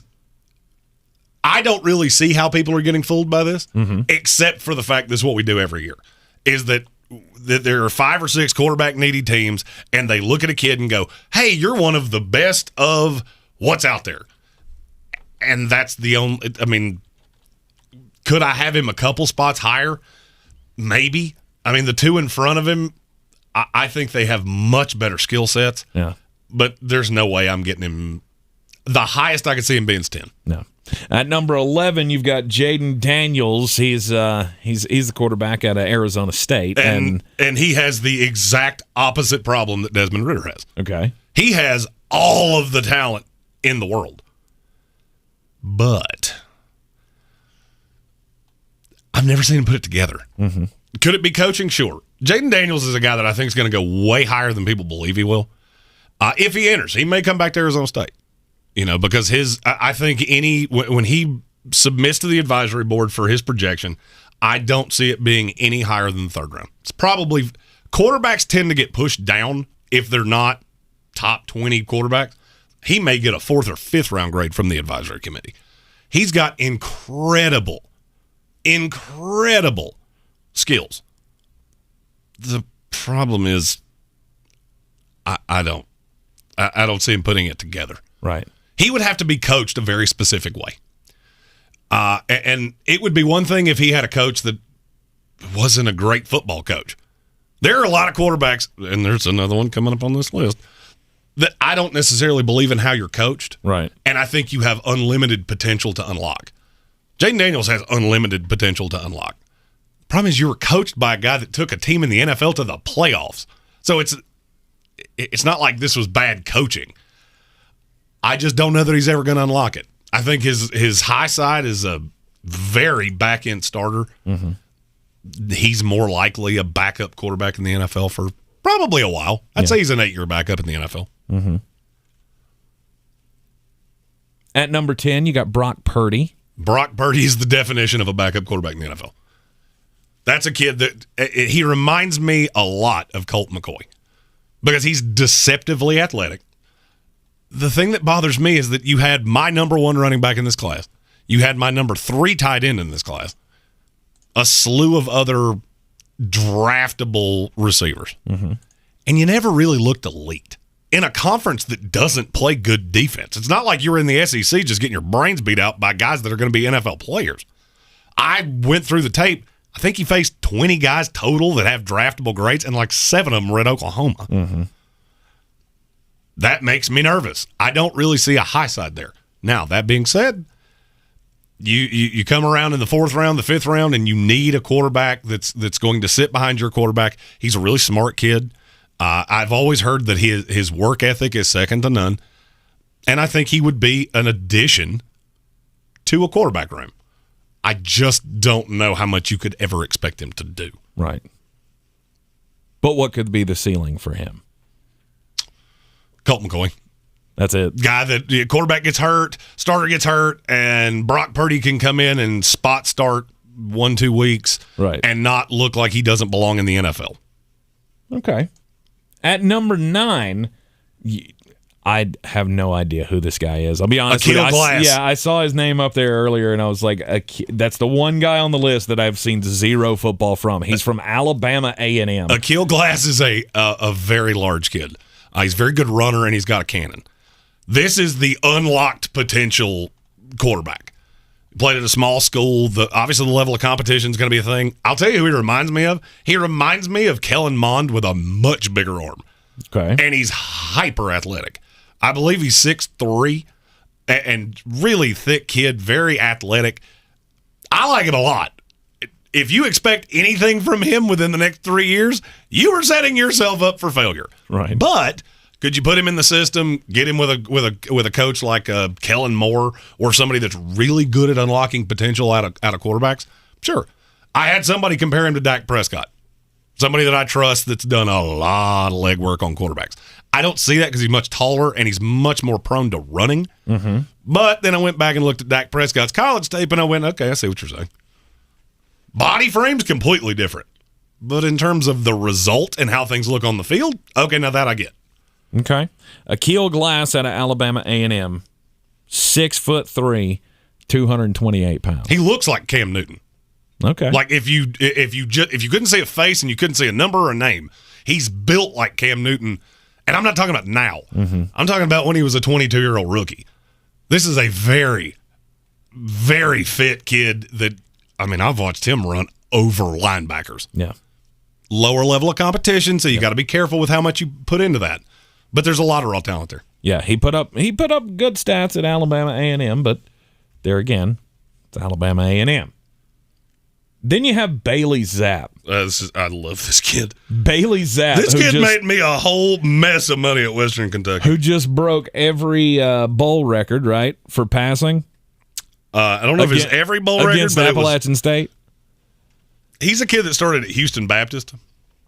So he was a small school quarterback, got a ton of offers, but it was to be a backup. There's nothing about him there's not a physical skill that I look at and go, yeah, that's why you're an NFL quarterback. He came out of an air raid offense, which that's always going to make the stats look better. This is a kid that, I mean, when you're at the 8th quarterback in a draft class, and I need you to be a backup. Right. That's what I need your high side to be. You know, if I get lucky and don't throw Tom Brady at me. That's happened one time in 22 years, so don't throw that at me. Right. But could Bailey Zapp be a Kirk Cousins? I could see that. Kirk Cousins doesn't do anything elite. Okay. He's got a reasonably big arm. Mm-hmm. Pretty accurate. He's reasonably accurate. He's not super accurate. Right. He's schemed accurate. And that's something that I could see with Bailey Zapp. I could see him being that kind of quarterback in the NFL. All right, Bailey Zapp out of Western Kentucky is your guy, and then you got one out of another directional school at number 7, Caleb Ellerbee. This kid's from actually Western already Michigan. declared for the draft. Okay. And among the guys on this list, there's only a handful that have already declared. What that tells me is that this kid submitted his name early and got a very encouraging response, which is what got me to go back and look at him. If you remember, Western Michigan was one of the only teams that beat Pittsburgh. Yes. I watched that tape, and it was eye-opening with him. Another one, all the talent in the world. He's not a big kid. Mm-hmm. He's not, I think he's 6'1". Nothing specific about him that's super physically gifted, but he has a really nice arm. He's athletic enough. People fall in love with athletic quarterbacks because they see them take off, and they go, oh, he's hyper athletic. No, you had a busted play, and I could see people falling in love with the athletic ability of him, and it's not really a part of his game. When you break down the tape and you look at it for what it really is, that's not really the part of his game that's going to make him an NFL quarterback. He has a legitimate arm. I don't know that he's ever had a receiver outside of one that we'll talk about down the line, and we'll talk about in this segment down the line when we talk about receivers. Okay. And at number 6. This is another one that I'm going to get killed for. Malik Willis. People love him. I don't. I don't love Malik Willis. He has, to me, I don't feel like, and I'm not the tape guru. I'm not the guy who watches every snap. But I see him, I don't see a whole huge difference between him and Malik Cunningham. I don't agree with you there. Okay. I think you're too sour on him. Okay. The thing about Malik Willis that people are going to... I like Malik Cunningham. It just, when I see them play, it's very similar styles of when you get pressure, you can get out and you can get away and you can create big gains. But I don't know that you don't have the toughness to hang in the pocket and make huge throws on a routine basis. The skill set is similar. The difference between Malik Willis and Malik Cunningham is Malik Willis has a legitimate arm. Okay. The problem is his field awareness is bad. It's not below average. It doesn't need work. It's brutal. Right. And he played in some games where I would wager in probably 2/3 of the games he played at Liberty, you're not seeing an NFL talent on the opposite side of the field. And you still looked bad. The Ole Miss tape is the one where I go back with him and I just go, you have one of the best play callers in the country, which puts you in great positions. And he did a great job of making Malik Willis look better than he is. I am afraid that a team is going to fall in love with Malik Willis and take him to the top 20. No. Because he's going to run pretty fast. 4.45 to 4.5, somewhere in there. Yep. As a big, thick kid. And I think people are going to see this and go, oh, but the arm talent. And I don't care. If he plays a snap in the next 2 years, you did it wrong. If you take him to be your franchise quarterback, you better have somebody in front of him that is going to keep him off the field for the next 2 years. Yeah.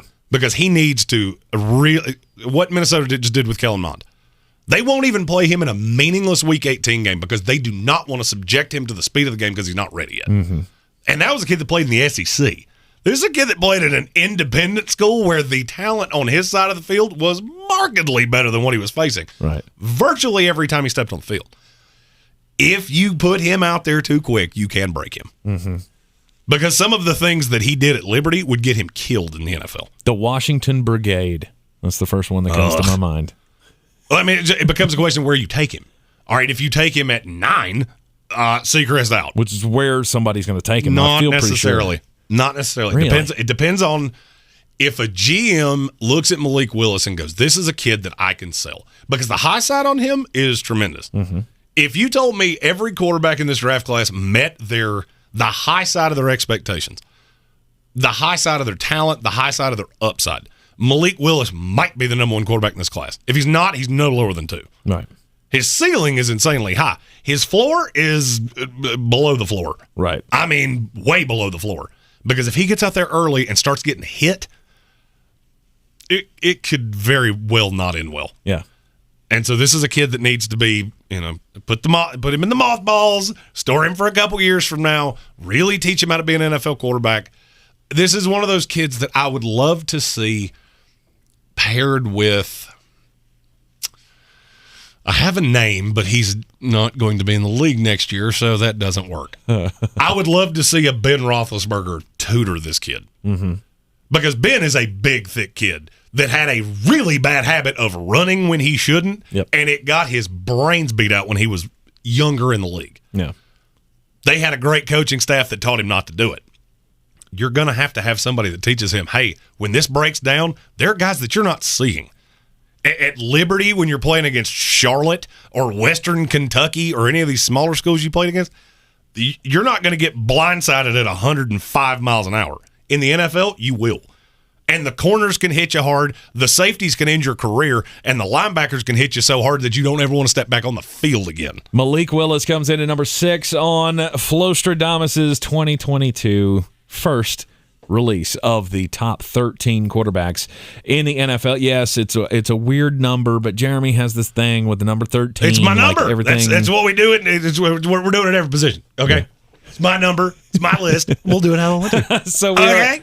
So we will reveal the top 5 quarterbacks in the 2022 NFL draft class, according to one Flostradamus, Jeremy Greene. Coming up next, right here on ESPN Asheville, you're in the Sportsocracy. This is your Exergen Temporal Scanner weather forecast on ESPN Asheville. Winter storm watch for the higher elevations off to our west Thursday night, Friday morning for accumulating snowfall and some tough wind. Northwest winds really cool us down for a late week, and we could see some snows here in the valley Thursday night. 27 our low tonight with a partly cloudy sky. Afternoon rains Thursday, 45, changing to snow Thursday night with cold northwest winds, 13 Friday morning. A winter storm watch for the mountains to our west. I'm meteorologist Scott Lariamore. That's the latest Weather Channel forecast. This is your time saver traffic on the new ESPN Asheville. North Carolina Highway Patrol reporting an accident 40 eastbound near the Charlotte Highway.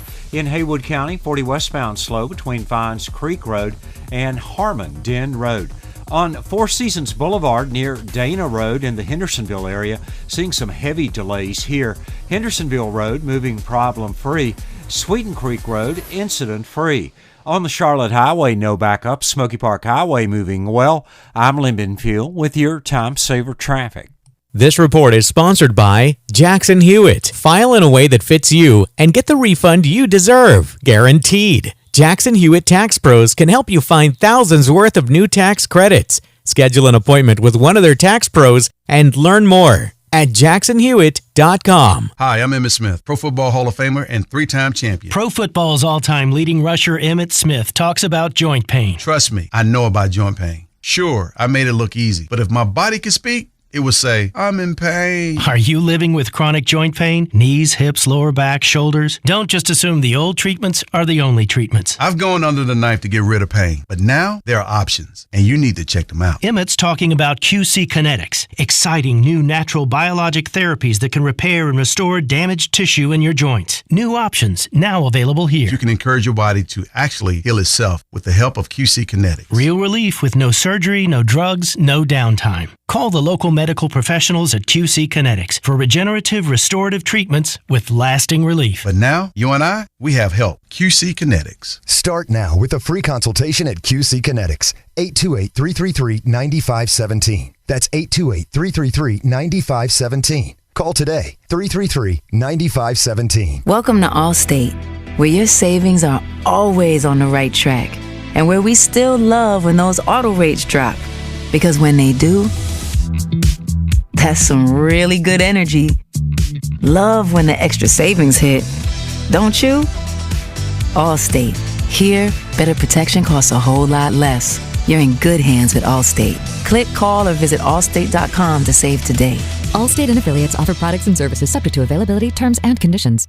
Discover thousands of dollars in new tax credits and your biggest refund guaranteed with Jackson Hewitt. Schedule an appointment with one of their tax pros to get a head start on your taxes. Go to jacksonhewitt.com to learn more and find a location near you. Here in Beer City, we take homegrown seriously. And since 2012, Wicked Weed Brewing has been pushing the boundaries of the industry.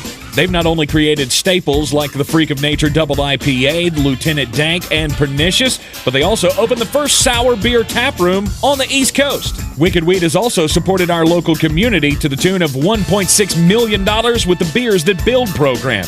Visit one of their 4 locations, schedule a brewery tour, or place an order for pickup or delivery.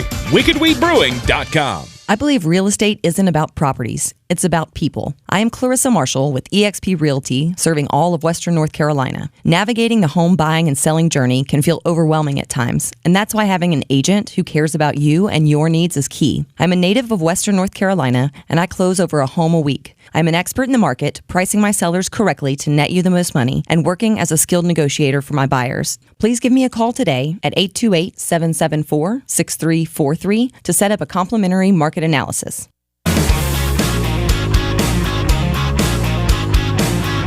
The Sportsocracy. Why are you smiling? Because I love football.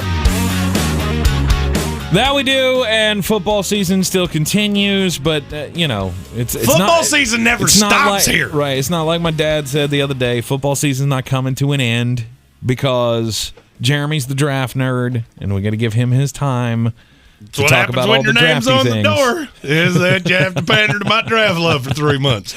So we're going through the 13 quarterbacks, the top 13 quarterbacks in the 2022 NFL draft, according to Mr. Jeremy Greene. We are up to the top 5, but we'll get back into that once we after we get weird.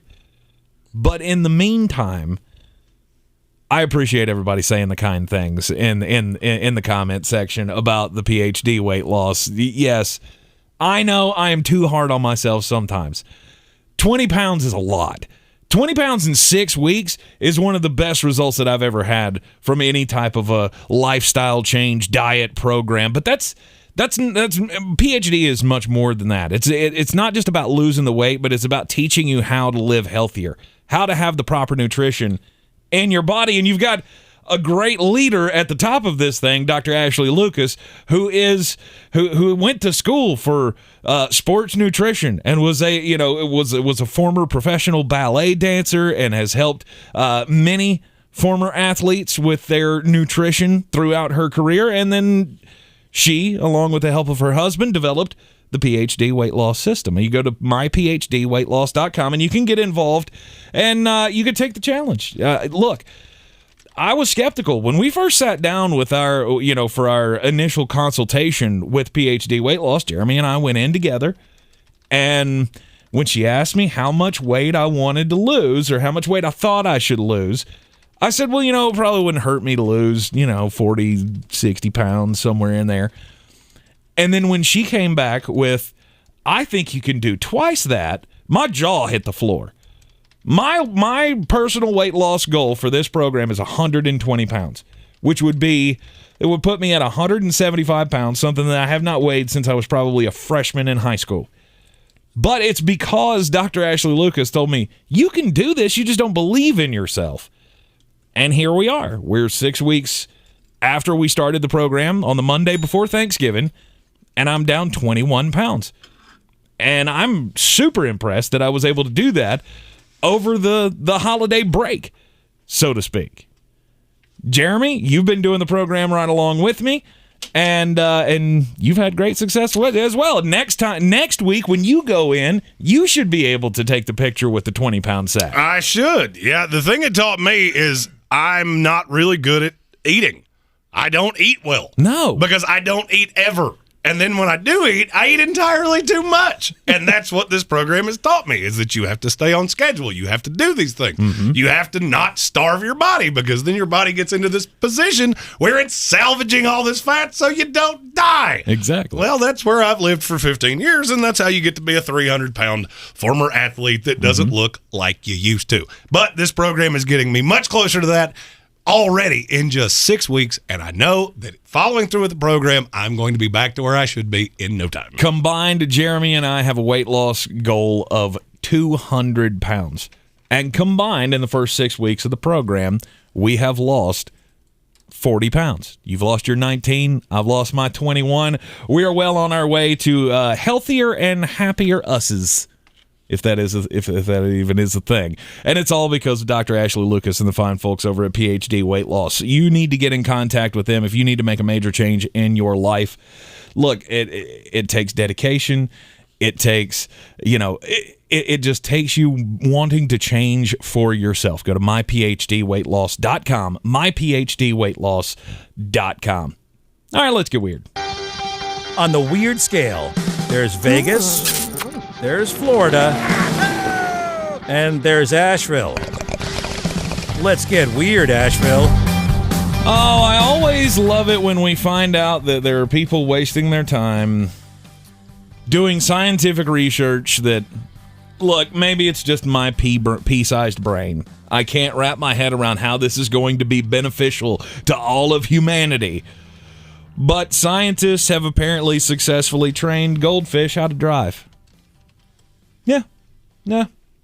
Well, I mean, they can't drive like a regular car. I mean, obviously, they don't have the arms and the legs to work the pedals and all that kind of stuff. But scientists have figured out a way what this basically proves is that goldfish are capable of completing complex tasks and, getting through an obstacle course. They built them like this little, they call it a car, but it's not a car. It looks like, it kind of looks like a TV cart. It's really short. It's got little tiny wheels on it, and there's a fish tank on top of it. Attached to that cart is a big arm with a camera on it. And using the camera and light sensors, they are able to take the goldfish's movements and make the cart mimic the goldfish's movements. And so what they did was in a 9-foot by 13-foot room, they have set up obstacle courses, and they put the fish in the tank, and across the room there's a little pink target, and if the fish can drive the cart to the target, then he gets food pellets. And so they reward him with food, which is a bad way to raise your kids, but who am I to throw barbs at the scientists? They know more than I do.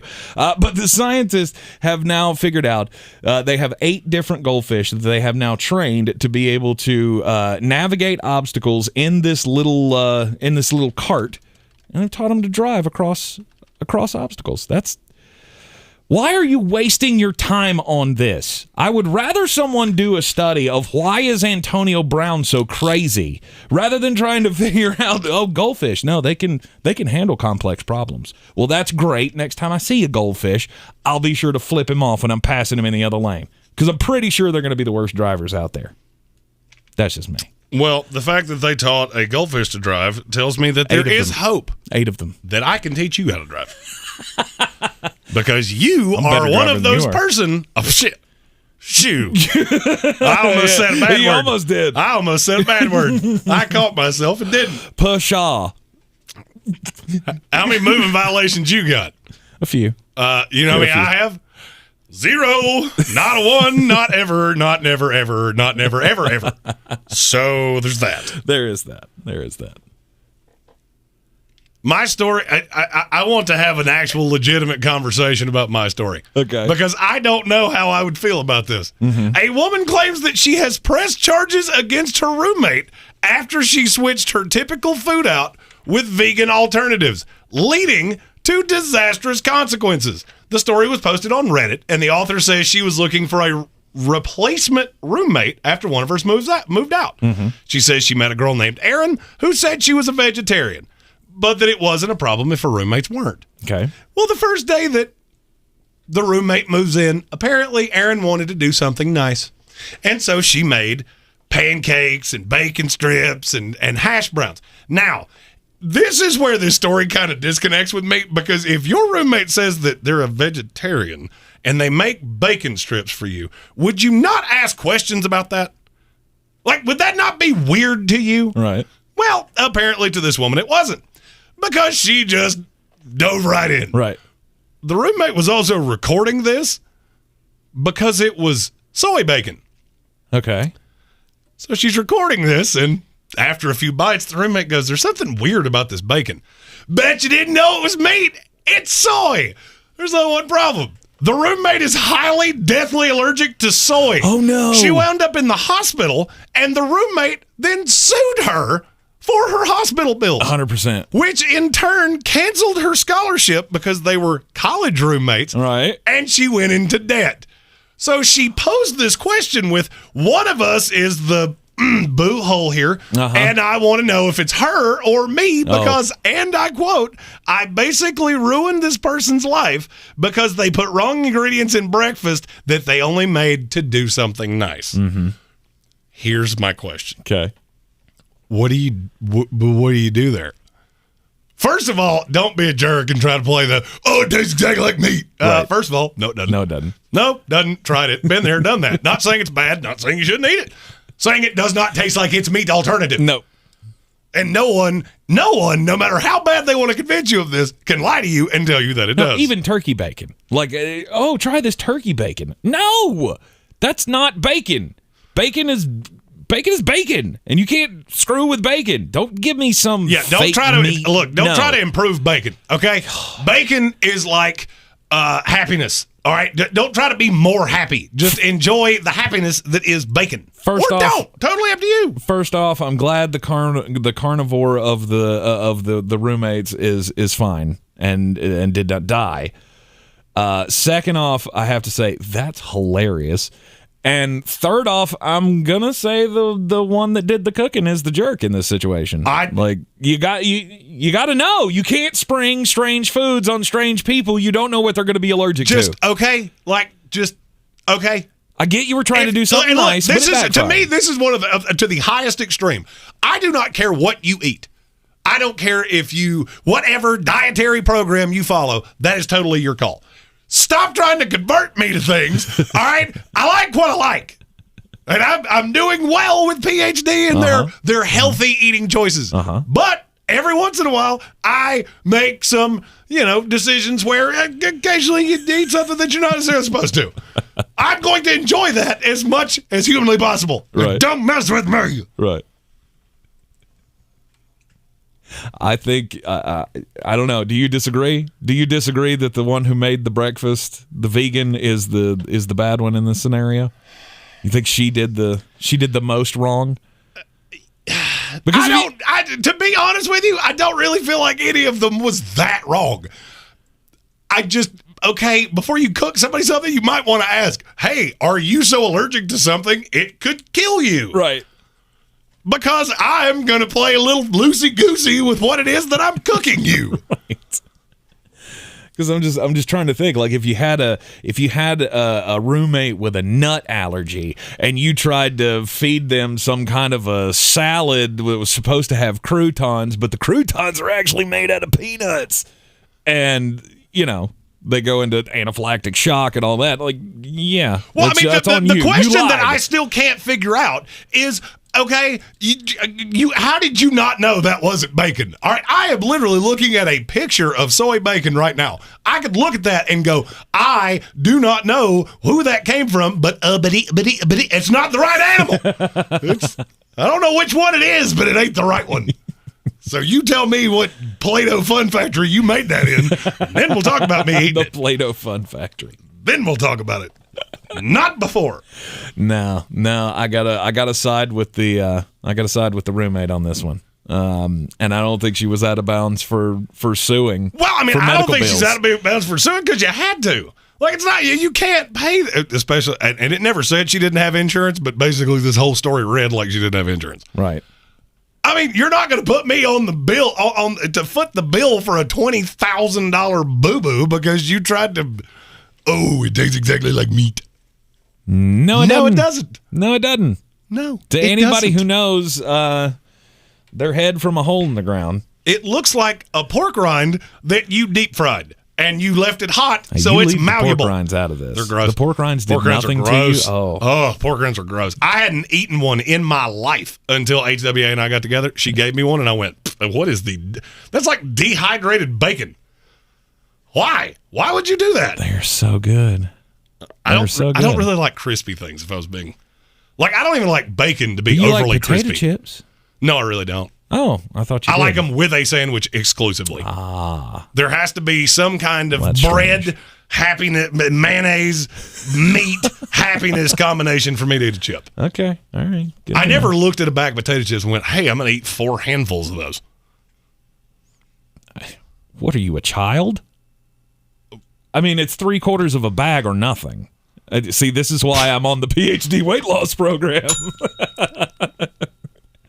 Because, Lay's, when they say you can't just eat one, they left off the bag. And they're very good. You can't just eat one bag. And they're at a very time. good. I just never looked at them and went, hey, that's a snack. Mm-hmm. If I was going to eat a snack like that, it would be something, a Cheez-It. I love Cheez-Its. Cheez-Its are delicious. So you'll eat a box of Cheez-Its, but won't eat a whole bag. I'm not going to eat the whole box. Of tater chips. You're one of those people that looks at the recommended serving size and goes, that's not No true. way. No way. I bet you I can do this all at once. Yeah, you look at a bag of Oreos and go, 2 cookies.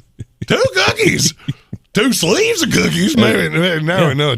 That's not what that means? And again, this is why we're on PhD. I thought it was 2 trays of cookies. They're sleeves. It's 2 Well, trays they would don't be come 2 in bags. sleeves anymore. Now they come in those nice little trays that you pull out. Secret time? Actually, the top of the thing opens. It peels back, and it can seal itself now. Secret time? They've gone crazy. They've gone super technological with the Oreo bags. You want to know why I don't know that? Yeah, because you don't eat chocolate. Because I don't like Oreos. Gosh. He's so weird. Wow. That's 2 strikes. That's 2 strikes. You can't have a 3rd strike, or nothing happens. But now, Anyway. oddly enough, the golden Oreo, the vanilla cookie, which is weird because I don't like vanilla. I do like that. Mm-hmm. That is a decent little, hey, let me eat 2 or 3 of these. Right. All great things, but great things can be they can be enjoyed in moderation, which is exactly what we're learning with our PhD weight loss program. And you can take the journey with us at PhDweightLoss.com. My PhDweightLoss.com. Yes. First live read, give me a little credit. There you go. All right, let's do the top 5 quarterbacks in the 2022 NFL Draft. According to Flostradamus, Jeremy Greene, flash it back up on the screen there. So far, we have given you, obviously, we got to do the top 13 since Jeremy is superstitious and he does all of his things by 13s.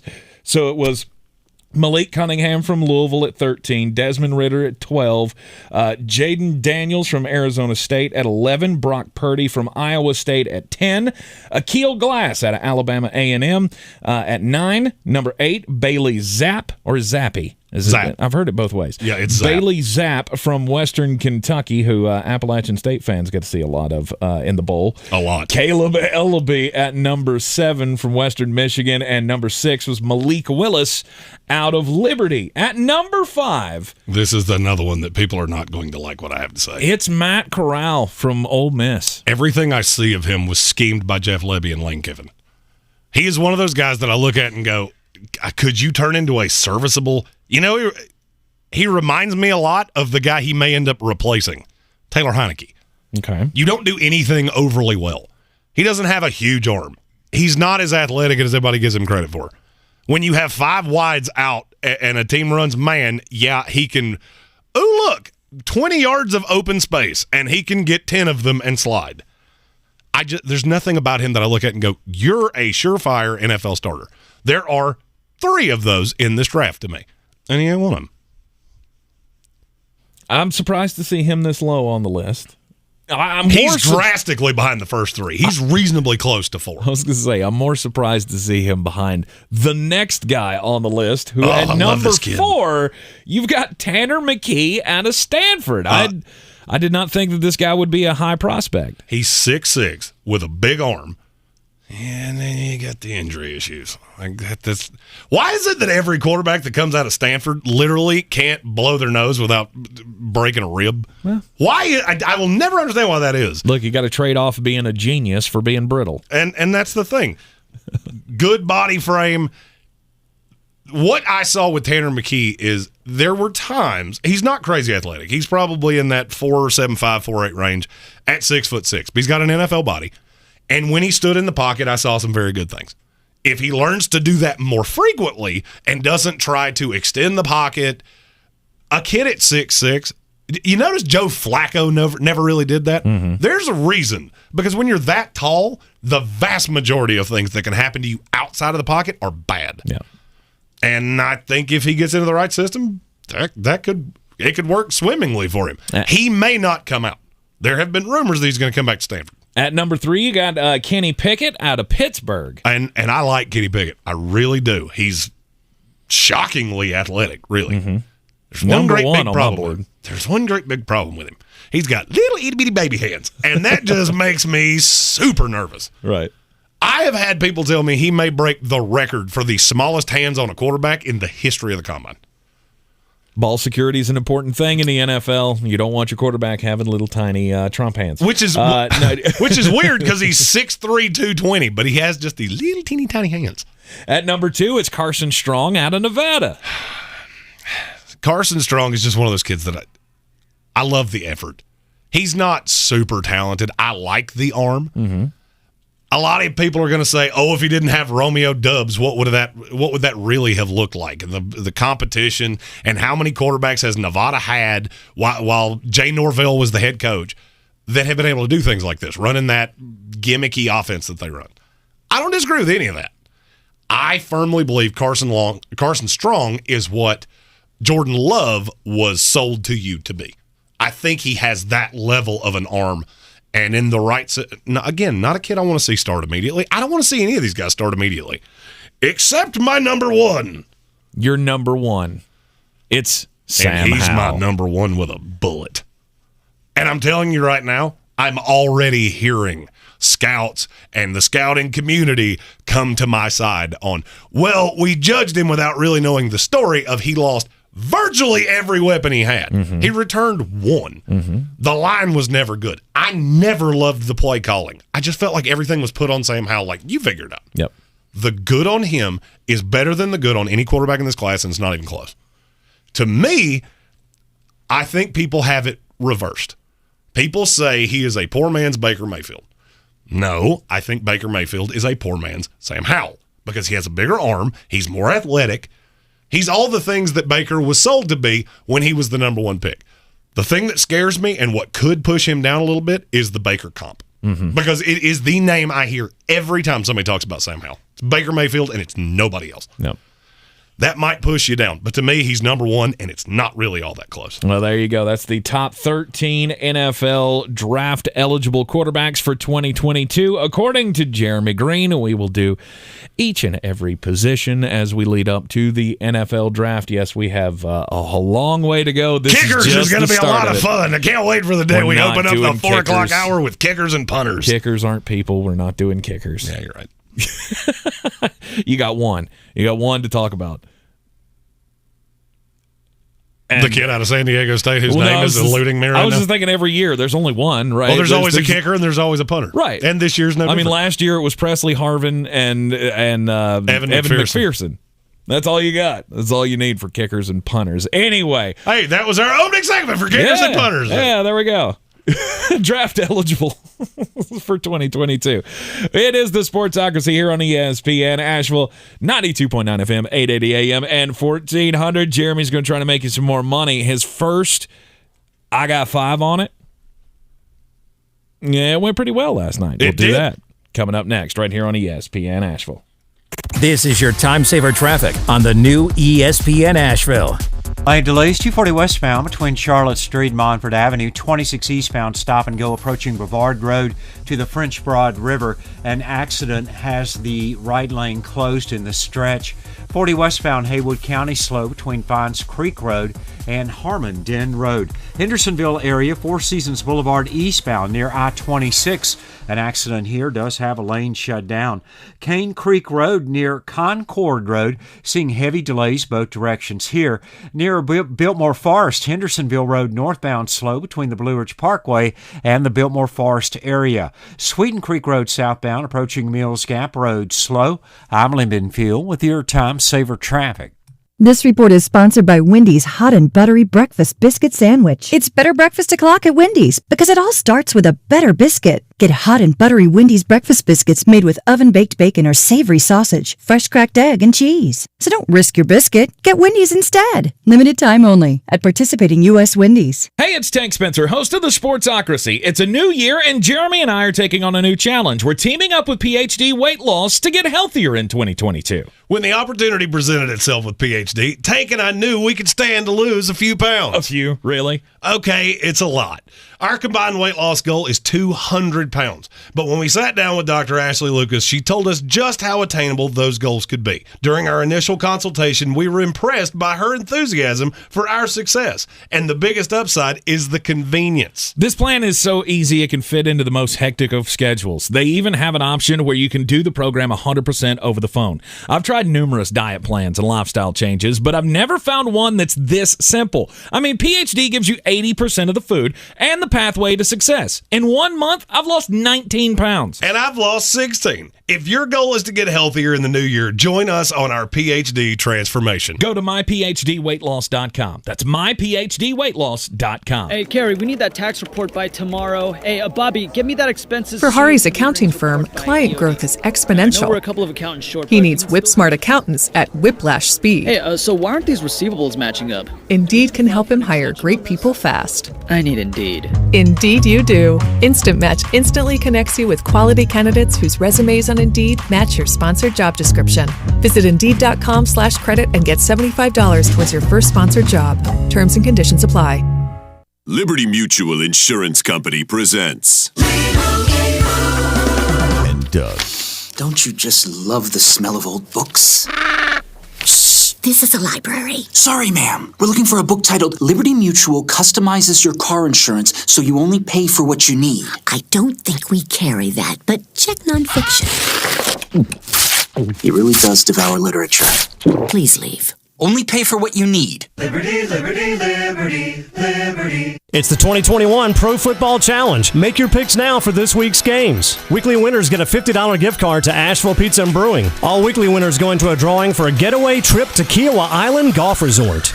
Make your picks now at ESPNAVL.com. Rogue Combat Club, Asheville's home for comprehensive martial arts training, has a goal for our community, one that's stronger, more fit, and unwavers in its support of one another. Rogue Combat Club's instructors have competed at the highest levels and offer classes for everyone from young children to adults in Brazilian Jiu-Jitsu, Muay Thai, and wrestling. Rogue Combat Club classes can help you boost your self-confidence and self-defense skills while weeding out the egos and intimidation found at other gyms. Join today at roguecombatclub.com. Sometimes it's the little victories that mean the most. At Ingalls, we know there's no one you'd rather share those miniature memorable moments with than family. Ingalls, all the ingredients for family. This week at Ingalls, select sizes and varieties Cheez-It crackers, 2 for $6. Select sizes and varieties Dunkin' Bag or K-Cup coffee, $4.98 each. And select sizes and varieties General Mills cereal, 2 for $5. Ingalls, low prices, love the savings.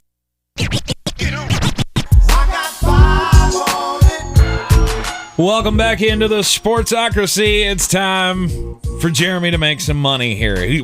So we started out this little project, starting out the year with a $500 bankroll, and you're going to put money on games, fictitious money, every day on games, and see if you can build it up to $5,000 by the end of the year. First night went pretty well, right? Yeah, we had 50 on Phoenix last night.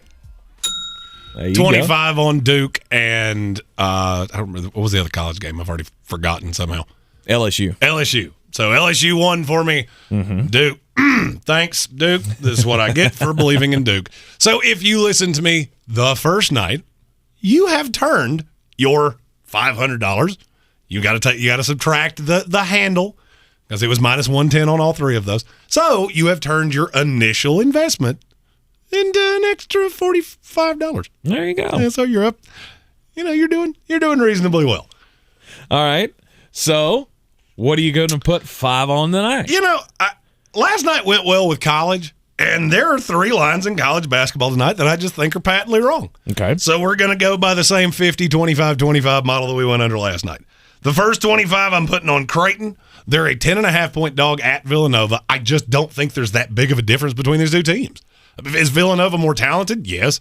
Has Creighton got dogged once? Yeah. But 10.5 is a ton of points to lay in a college game. Mm-hmm. And I just don't think do I think Creighton's going to win this game? No.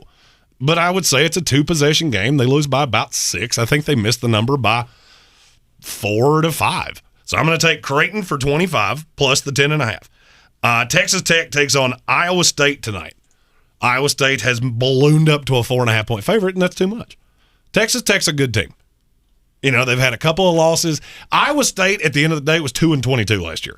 All right, so I'm not saying that TJ Ossenberger has not done a great job with this team, because he has. This Iowa State team is way better than they were last year. But I still don't believe that they're 4.5 points better than Texas Tech. That's just, it's too much. And then the $50 game. I've already seen both of these teams up close and personal, and this line is stupid. Florida hosts Alabama tonight. What would you set that line at? Just knowing what little, you know, that I would say Alabama minus 4.5. Alabama's a 1.5-point dog at Florida. Are they And really? that is stupid. Wow. Alabama is one of the best coach teams in the country. Mm-hmm. They're hyper talented. Florida is living off of several upsets of teams that are not as good as we thought they were. Florida State is flat out not as good as you thought they were. And that's why this number's moving. Because people look at, they box score read, and they go, oh, Florida's got wins over these, and this is so lovely. Well, here's the thing. They're not in Alabama's class, and you're going to see it tonight, because I think Alabama is going to blow their doors off in Gainesville. Florida loses a game like this every year. It's usually to Florida State. Mm-hmm. That won't happen. Not this year. Well, it's already happened, and they did they win? Blew us out. Oh, okay. Yeah. So I've already seen this Florida team. I know your deficiencies. And Alabama is really going to take advantage of them. I was going to say, y'all got spanked by Wake Forest last night. Wake Forest is good. Sexiest coach in America. Our buddy Steve Forbes doing great things at Wake Forest. We'll have Tar Heel basketball, coming up tonight here on ESPN Asheville. Over on our sister station, News Radio 570 WWBNC. You got the UNC Asheville Bulldogs on the road at the Campbell Camels. Brian Hall will be on the call with you for that one. I'll be doing the pregame and the halftime and everything as usual, giving you score updates throughout the night over on 570 WWBNC. The third hour, the uncensored third hour, is coming up next. If you've just been a radio listener and you're off work now and you're like, hey, I'm not at work now, I can actually watch this. Here's your first chance. Yep. And one thing I love about this, we can talk about the things we talked about the last 2 hours, just a little bit different of a take. Right. And if you want to take any of my I Got 5 on it picks, you go to betus.com, use promo code SPORTSOCRACY. They will deposit match you 125%. If you put in $100, they will give you $125 in free play tokens that you can use on any game. And you can play I Got 5 on it with me all year long. BetUs.com, promo code SPORTSOCRACY. That's right. We will be with you in just a few moments here on the YouTube channel. Click over now, thesportsocracy.com. We'll see you back here on the radio tomorrow afternoon at 3. This is your Exergen Temporal Scanner weather forecast on ESPN Asheville. Winter storm watch for the higher elevations off to our west Thursday night, Friday morning for accumulating snowfall and some tough wind. Northwest winds really cool us down for a late week, and we could see some snows here in the valley Thursday night. 27 our low tonight with a partly cloudy sky. Afternoon rains Thursday, 45, changing to snow Thursday night with cold northwest winds, 13 Friday morning. A winter storm watch for the mountains to our west. I'm meteorologist Scott Lariamore. That's the latest Weather Channel forecast. This report is sponsored by Discover. If you're a valued customer, you deserve a simple gesture of appreciation from your credit card company. And that's why Discover matches all of the cash back you've earned at the end of your first year. Discover. Exceptionally common sense. Learn more at discover.com/match. Limitations apply. This is your time saver traffic on the new ESPN Asheville. Lane delays 240 westbound between Charlotte Street and Montford Avenue, 26 eastbound stop and go approaching Brevard Road to the French Broad River. An accident has the right lane closed in the stretch. 40 westbound Haywood County slow between Fines Creek Road and Harmon Den Road. Hendersonville area, Four Seasons Boulevard eastbound near I-26. An accident here does have a lane shut down. Cane Creek Road near Concord Road, seeing heavy delays both directions here. Near near Biltmore Forest, Hendersonville Road northbound slow between the Blue Ridge Parkway and the Biltmore Forest area. Sweeten Creek Road southbound approaching Mills Gap Road slow. I'm Lyndon Field with your Time Saver traffic. This report is sponsored by Jackson Hewitt. Discover thousands of dollars in new tax credits and your biggest refund guaranteed with Jackson Hewitt. Schedule an appointment with one of their tax pros to get a head start on your taxes. Go to jacksonhewitt.com to learn more and find a location near you. From the Ingalls Studios, this is ESPN Asheville, WPEK, W225CJ Fairview, WMXF Waynesville, and iHeart radio station.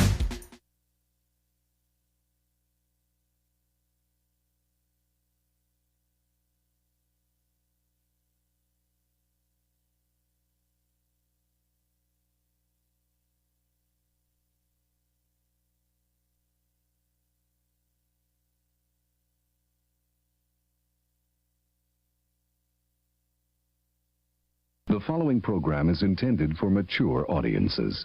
A Democratic Republic of Sports. The Sportsocracy with ESPN Asheville hosts Tank Spencer and Jeremy Greene. Ah, yes.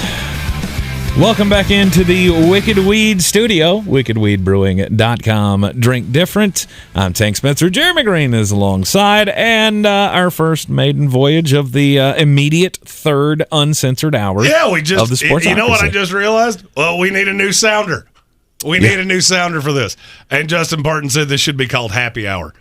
You know, that's one of those things that just makes so much sense that I think we're going to have to do that. Yeah. And just, you know, I think that just makes... It makes way too much sense. All right. Thanks, everybody, for hanging on with us here. And if you are just joining us, we appreciate you as well. Don't forget to hit the subscribe button, like, share, follow, all that good shit. Now, let's I couldn't do it for 2 hours, so I had to move on. I almost said it on ESPN Radio. Yeah, you did. Because you said something so stupid that I went, shit. You're a better driver than me, you 100%. Lunatic, you scissor merge. 100%. Have you ever ridden with him? HWA's in the studio with us. Have you ever ridden with him? No. Consider yourself lucky.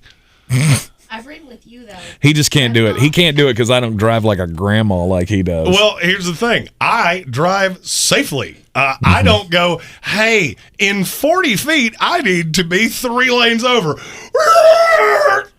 As my two lovely compatriots here do. You just go with the flow of traffic, man.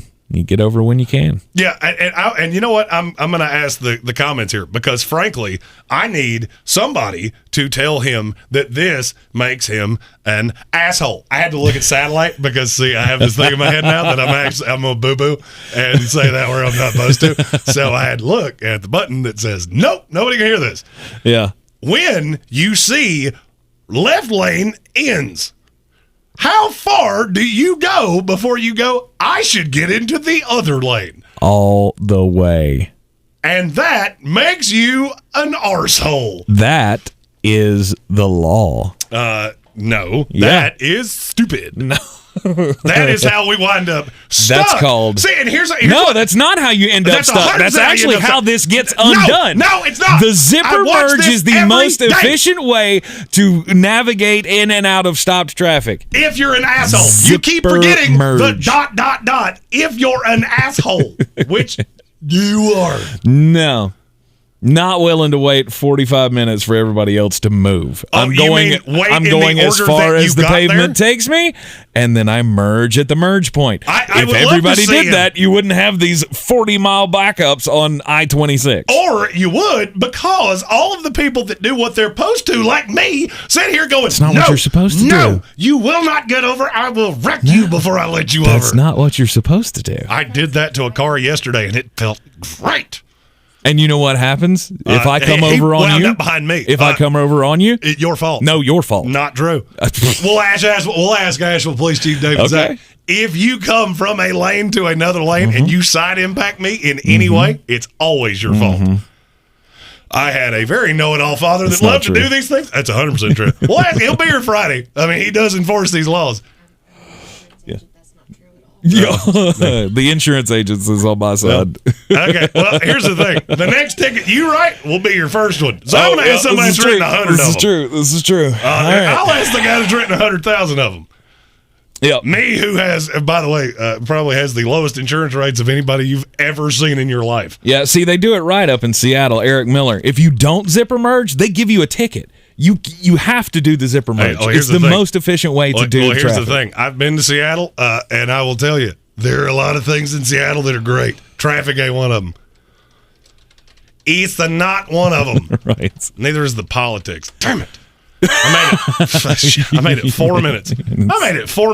4 whole minutes. As we do on each and every Wednesday, it is time to do power rankings. Hold on, we've got a question in the comments. Okay, all right, what's the question? First of all, Adam Black said, Jeremy's the guy who sits in traffic for an hour swearing for having to wait in traffic. Yep. Tank goes to the front and gets home. Yep. And you know who I'm swearing at? Him. Me. Because you don't know the rules. I'm swearing at him. Because you don't know how to do it. I think I do. You're too scared. Yeah, here's how many moving violations you got? Well, you never answered that question when I asked for speeding. They're all for speeding. You know how many I have? That's because you don't speed.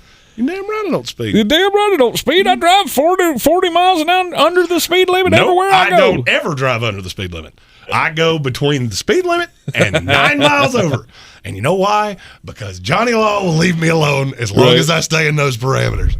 Patrick Holt asked, since we were talking about quarterbacks, how high will Devin Leary rank in the draft next year? Mm-hmm. He's an interesting conundrum. And I like Devin Leary. And I'm really glad that he's not coming into this class.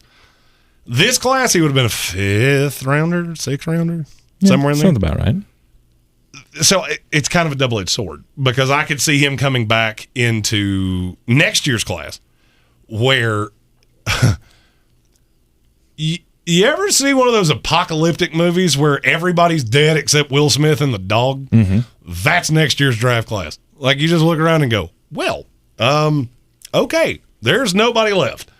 So I would say if I had to do rankings for 2023 right now, Bryce Young is going to be way higher than he should be.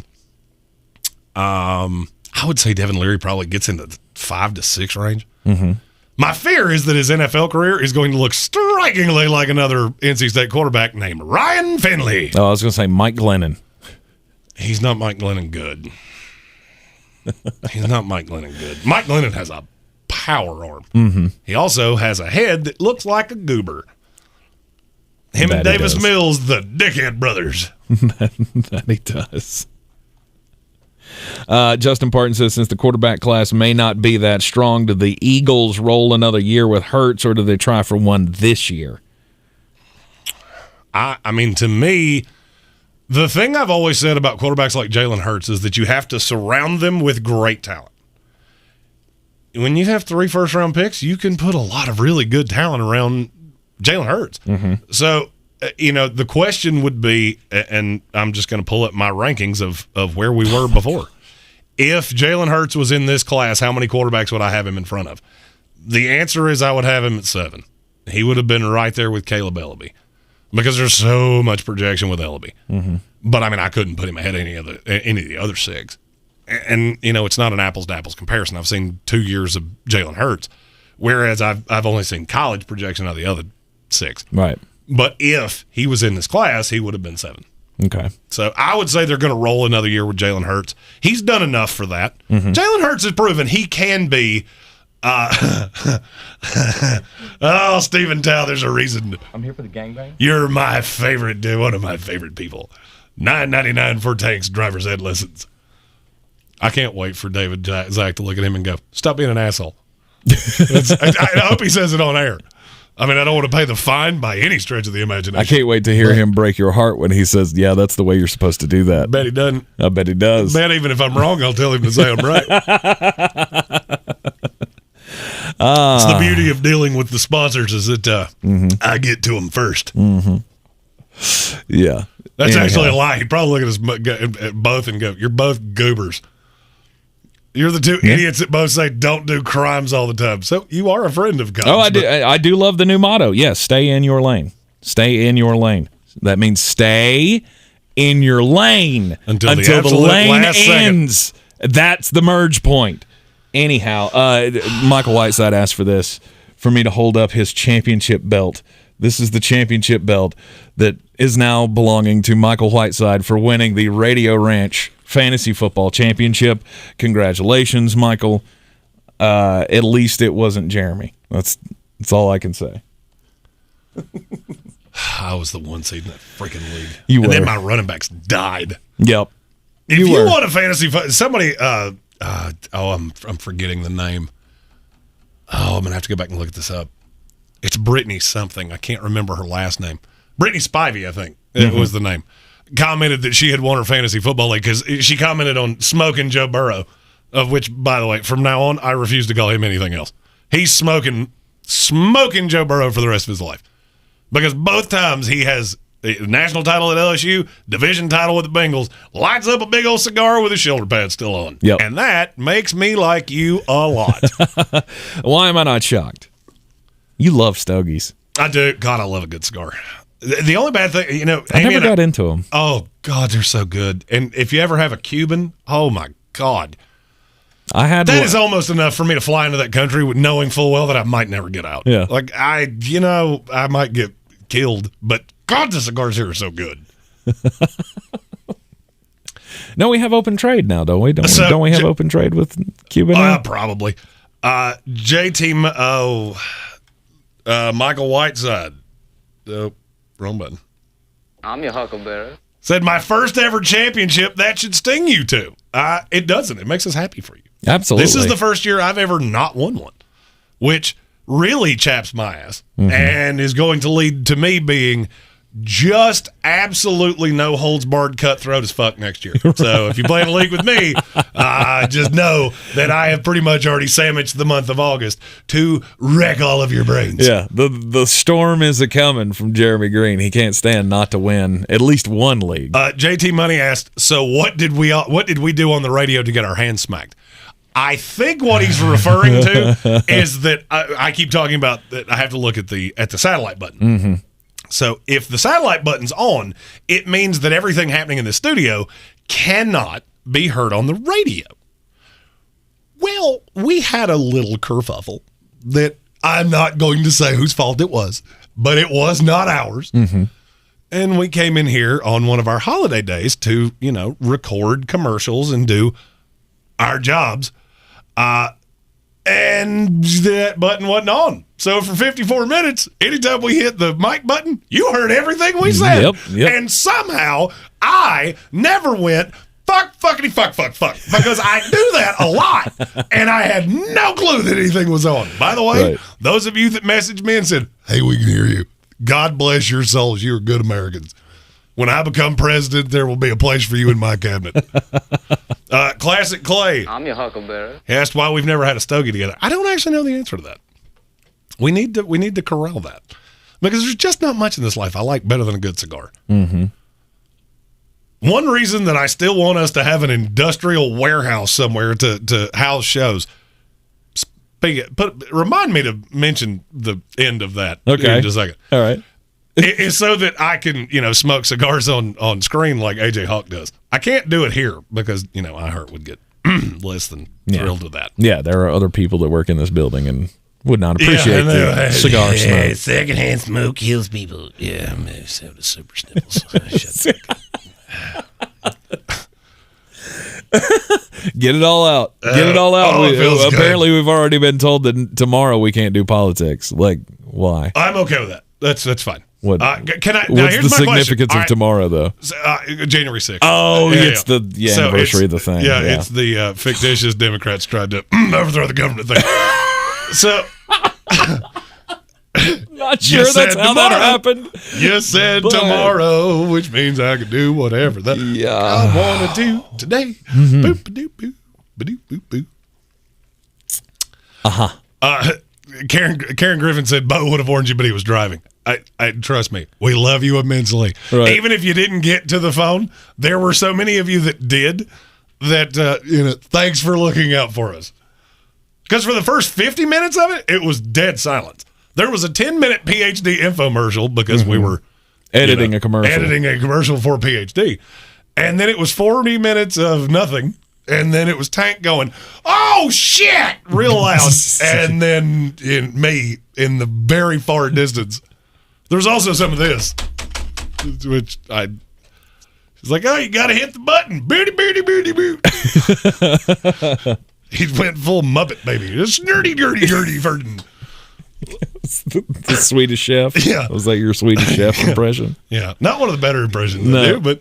No. Definitely not. It's not. All right, so are we ready for the Week 17 power rankings? Let's get into it here. It's Week 18.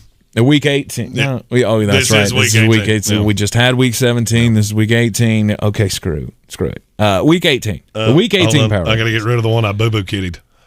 Yes, please so do you're that. going to get all the teams at one time. Yeah, and that's fine. Because, this frantic day of... You know what we learned today? Is that when you think you have all day, you just kind of float along. Yeah. I can sleep in and snooze my alarm and be late to an appointment and show up. And then at 2:58, we're going, "What is happening right now?" At least that's how my day went. Right. If you'd not been late for the appointment, the day would have started off nicer. But, Well, if I hadn't been stuck behind all these people's scissor merging like... I was going to say, if you didn't drive like my grandma and figure you have to wait in line like a good boy. Kirby the marshmallow douchebag over here. If I wasn't stuck behind 800 of you, then I would have been on time. Mine. The Week 18 power rankings 1 through 32 start, as always, with the worst team in the league, the Jacksonville Jaguars. Jacksonville Jaguars! God, this team's bad. Was it 50-10 they lost this week to the New England Patriots? Good Lord, it was a lot to nothing. Wow. Good God, they're bad. Yeah. And I mean, here's the thing. I look at Trevor Lawrence now and go, "You're not the same quarterback that I thought you were." Now, could he be salvaged? Absolutely. But there are some bad habits developing with that. Do you realize he went 9 games with 1 touchdown? Mm-hmm. That's hard to do. Like, the worst quarterback you've ever seen has never had a stretch like that. Nope. Nathan Peterman did not have a stretch that bad. At number 31, you got the Detroit Lions. Yeah, they suck a lot. Scrappy team, building, blah, blah, blah. Houston Texans at 30. God bless you, Patrick Holt. What'd he say? Scissor merging comes right before the DVD. Scissor merging. There Zipper. Scissor merging. Because it makes you sound more like it. Never mind. No good could come from what don't do that. By the way, just since we haven't acknowledged this yet, in the comments, please tell us what questions can get you to lose a first-round pick in the NFL draft. Right. Because I have some ideas. And we'll get to them later in the show. The inappropriate questions to prospects that could cost you a first-round draft pick. And there's only one of them that has to do with a ruler. Where on the... Sorry. All right, the Houston Texans, they're god-awful. As are the New York Giants. Yeah. As are the New York Jets. Yeah, as are... I mean, hell, all right, so you got the Giants at 29, the Jets at 28, Panthers 27, Falcons 26, Bears 25, Washington football team 24, New Orleans Saints, who can somehow make the fucking playoffs, at 23, which is just absolute lunacy. Sorry, I had to go full DJ voice to get through the bottom 10 because nobody gives a big old fuck. Yep. Yeah, all those things are bad. The New Orleans Saints are not worse than the Seattle Seahawks. They are. Right now, if the Seattle Seahawks play neutral field, right now Seattle played New Orleans, they would beat the bejesus out of them. That Rashad Penny thing, look, I made fun of him when they drafted him because I didn't see an NFL running back in him. Mm-hmm. And for this 3 years... is your time saver trap. Yep, sorry about that. Was that loud in your ear? Yeah, a little bit. Oh, I got blood. There's blood. There's no blood.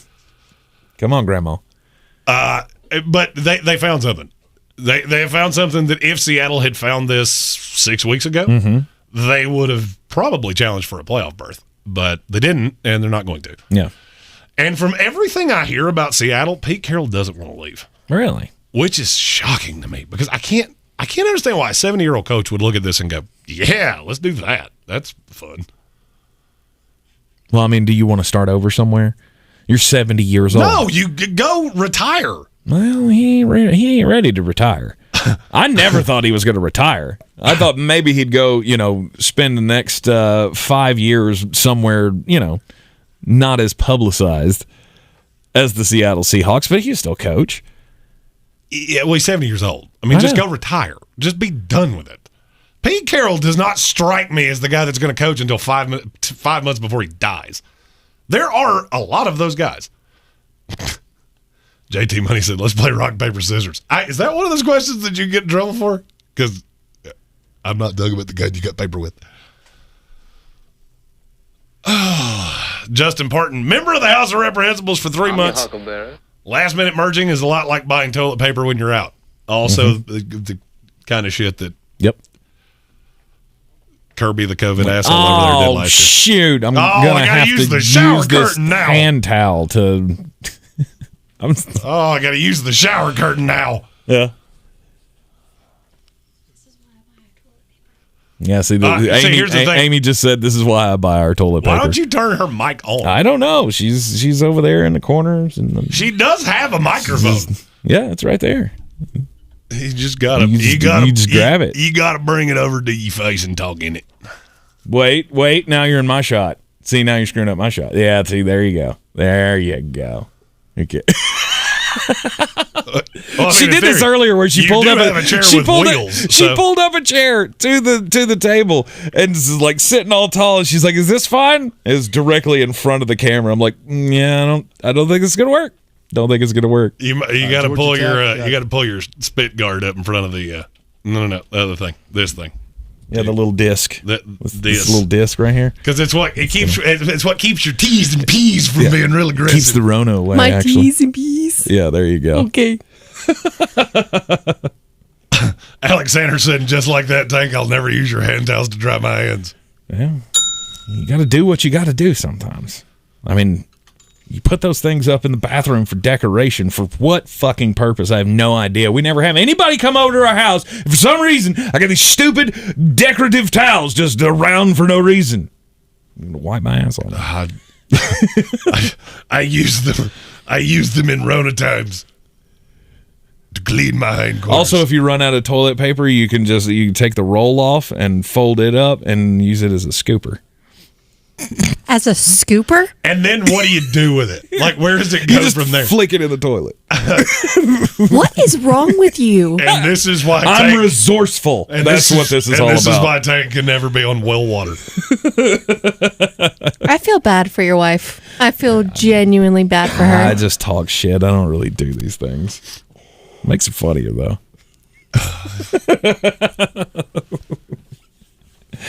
All right. Anyhow.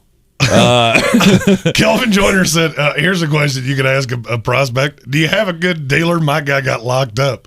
There you go. But I still don't think that gets to the level of a first-round pick. Did you see it, too? Yeah. I'm your huckleberry. Devin said, according to my sources that do not search this, the pictures are terrifying. The male equivalent of scissoring is called docking. And now I don't even want to buy a dock for my new computer because I am terrified that I'm going to see something that I don't want to see. Docking. Nice. I thought they called that touching tips. Weren't we supposed to have a segment called Touching Tips? We were at some point, and it never happened. That should have. Was that a Patrick Holt idea? It was. Yeah. That's one of the beautiful things is that most of our great ideas come from you guys. I think it was supposed to be your team name, wasn't it? No, it was going to be a fantasy football advice segment called Touching Tips. Yeah. I actually made an animated graphic of it, too. It was outrageously disturbing. And why have we never seen it? Because it was kind of the animated equivalent of docking. Whatever it was. It got dirty. Okay. Yep. All right. Got to the point. When one of us has a head that's as phallic as yours, basically anything that we do with... Can't wait to figure out how Wicked Weed's going to put our faces on a beer. Because yours is going to look like a racism penis.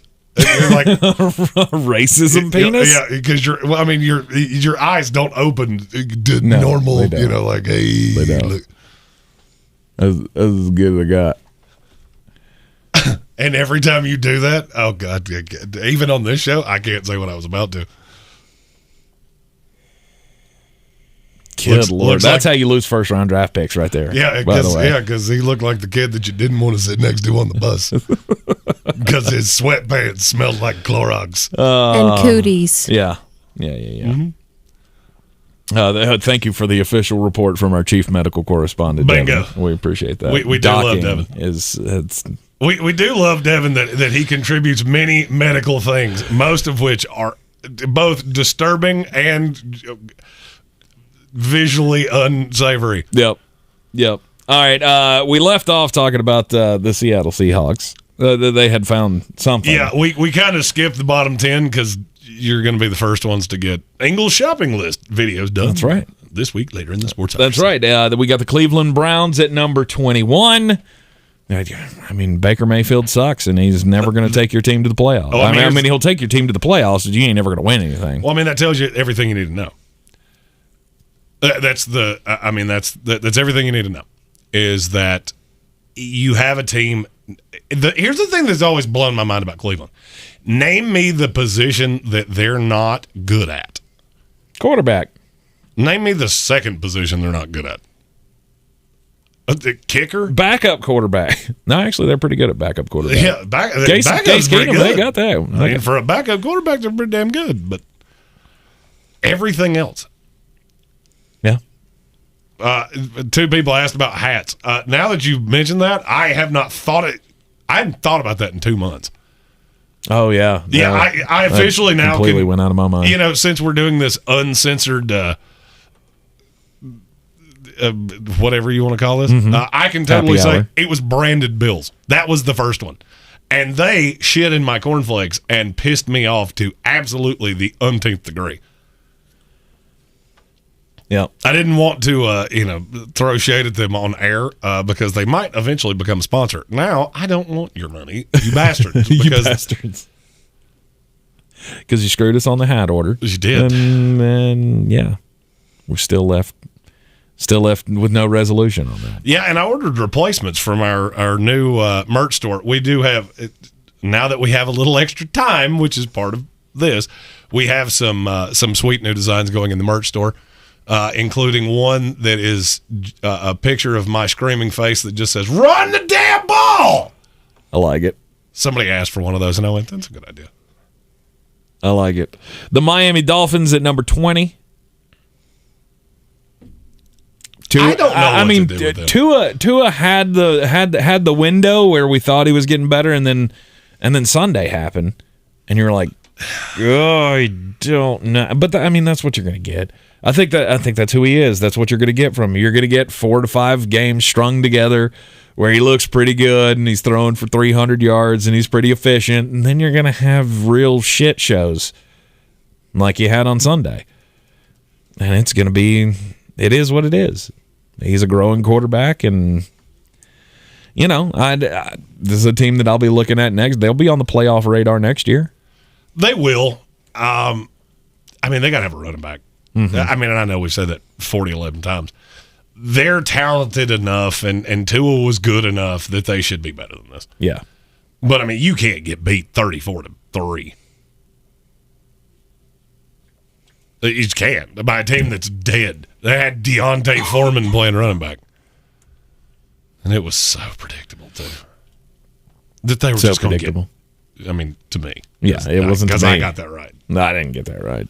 I looked at that number and went, this is one of those times that, because it was I can't remember the amount of money. It wasn't one of the 99%er games, but it was some dumb amount of money that was on Miami. Mm-hmm. I went, yep, this is why Vegas has gold fixtures, because 80% of you fall for this. The Tennessee Titans defense has been playing much better. They made Tua look very, very inept on Sunday. So Miami Dolphins come in at number 20. What? Michael White said he got cussed out for loving a New Year's Eve pick of HWA with her friend. I saw that picture. If I'm not mistaken, I took that picture. And I would wager a few people got cussed out for that. The Minnesota Vikings at number 19. Is it over for Mike Zimmer? Jason Trump said, mine still doesn't believe that ginger on my screen is marrying her. I'm going to be real honest with you. That ginger on your screen doesn't really believe that from time to time either. I've always said that it just kind of, You remember in Avengers where Thanos snapped his fingers and everybody just turned into dust? Uh-huh. I live in a perpetual fear that's going to happen with her. Like this is going to have been a dream and just boosh. Oh, shit. The first time he ever met me, legitimately, he was like, I don't know if you're going to disappear or if you're real. He like touched me on my shoulder just to make sure I was a legitimate person. Because that's It's not fantastic. creepy. Oh. She's I know. Well, here's the thing. Can I touch you to make sure you're real? Well, here's the thing. Coffee's for closers, and I'm still touching her 3.5 years later, so boom. About that. Hit that bell. About that. Is this the end for Mike Zimmer? Are they done? I'm going to say so. I think it has to be. Yeah. In spite of the fact that Mike Zimmer is in the Coffees for Closers Hall of Fame. Mm-hmm. He is an original card-carrying captain. The team gets mine.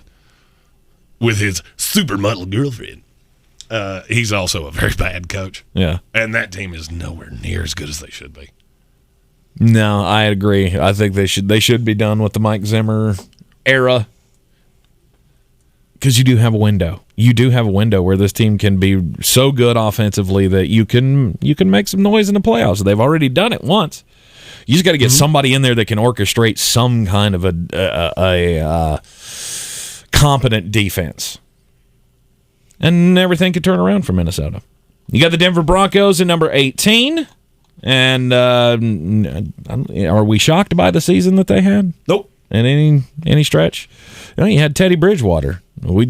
Everybody knew from jump that your ceiling was going to be super low with Teddy Bridgewater as the quarterback, and then you went through just a season of bad injuries and no receivers ever being available to you. And here's the Teddy. thing: they're the Cleveland Browns on steroids.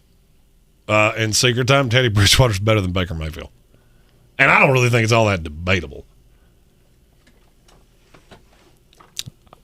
Got no debate for you because, I think you're about right on that. Number 17, the Philadelphia Eagles. They have clinched a playoff spot, so they should be one of the top 14 teams, shouldn't they? Since they're in the playoffs. The Philadelphia Eagles and Jalen Hurts. Who the fuck cares? Yep. That's it. There's no limit to how many times I can hit this button. It's so a bang, you can bang up analysis. I mean, you keep throwing give me all the teasers you want. This is going to be my. Yeah. This team's going to go into the playoffs and get absolutely scattered, smothered, and covered by somebody. Mm-hmm. If you look at all the teams that are going to make the playoffs, I feel like it is the greatest game ever of one of these things is not like the others. One of these things just doesn't belong. And it's whoever gets the 7 seed in the NFC. Mm-hmm. And whether it's the Saints or the Eagles, I don't care. Because, by the way, I do believe the 49ers are going to beat the Rams. Really? Yeah, I do. I've completely changed course on that. Okay. We'll get more into that later on in the week as we do our game previews. Smokey the Cat asked us Taysom Hill, Trey Lance, or Jalen Hurts this week. Jalen has absolutely nothing to play for because they've already clinched playoff spot. They've already clinched being you could theoretically be the 6. They could be the 6. If San Francisco loses to L.A. and New Orleans wins, Philadelphia becomes the 6, New Orleans becomes the 7. And San Francisco's at home. But if I'm not mistaken, they become the 6 in that scenario, whether they win or lose. I don't think that matters. Mm-hmm. I think they win the tiebreaker over New Orleans, regardless. Mm-hmm. So for me, it's not Jalen. I don't think I can advise Trey Lance against the Rams, even though I do think you're going to see them do some special shit. So I'm going to go Taysom Hill. Mm-hmm. Taysom Hill against the Falcons, who are bad. Devin asked. The disrespect. Oh, shit. That's the wrong button. God, I'm glad I did that here. I'm your huckleberry. Who is Carolina's quarterback next year? Baker Mayfield. I'm going to put it into the air, and I'm going to will it into existence. No, it's Sam Darnold. Yeah. That's your quarterback next year. It is. You're already paying him $18 million. He's your quarterback. Well, Carolina's also in a weird situation of you've already enacted the option, so you're going to have Sam next year. There is nothing that can get you out of that. Mm-hmm. Obviously, Cam will be gone. P.J. Walker probably comes back to back him up if Matt Rule's back. And then you have one pick in the first 4 rounds. By the way, they're not using a top 8 pick on a quarterback. No, they're not. They have to take an offensive lineman. Because here's the uncomfortable thing to say. Let's go back to that quarterback ranking that we were talking about earlier. Yeah. If Darnold was in this class, where would he rank? Number 1. Number 1 with a bullet. It wouldn't even be close. I mean, I'm talking not even close. He'd be the no doubt number 1 pick in this draft. Mm-hmm. He would be the guy that you would trade 3 future first-round draft picks to get up to 1 to get him. I don't know if he'd go that far, but he would be number 1 with a bullet. Right, he would be the one that everybody's salivating over in this class. Yeah, it's just. I mean, I think it's going to be Darnold. Is there a possibility you bring in a young somebody to compete with it? Because you know what P.J. Walker is. Mm-hmm. And you know exactly what he is. Yeah, he's a great XFL player. Could I see a path? I just don't know who it would be. Tyler Huntley's going to have way more of a market than that. Mm-hmm.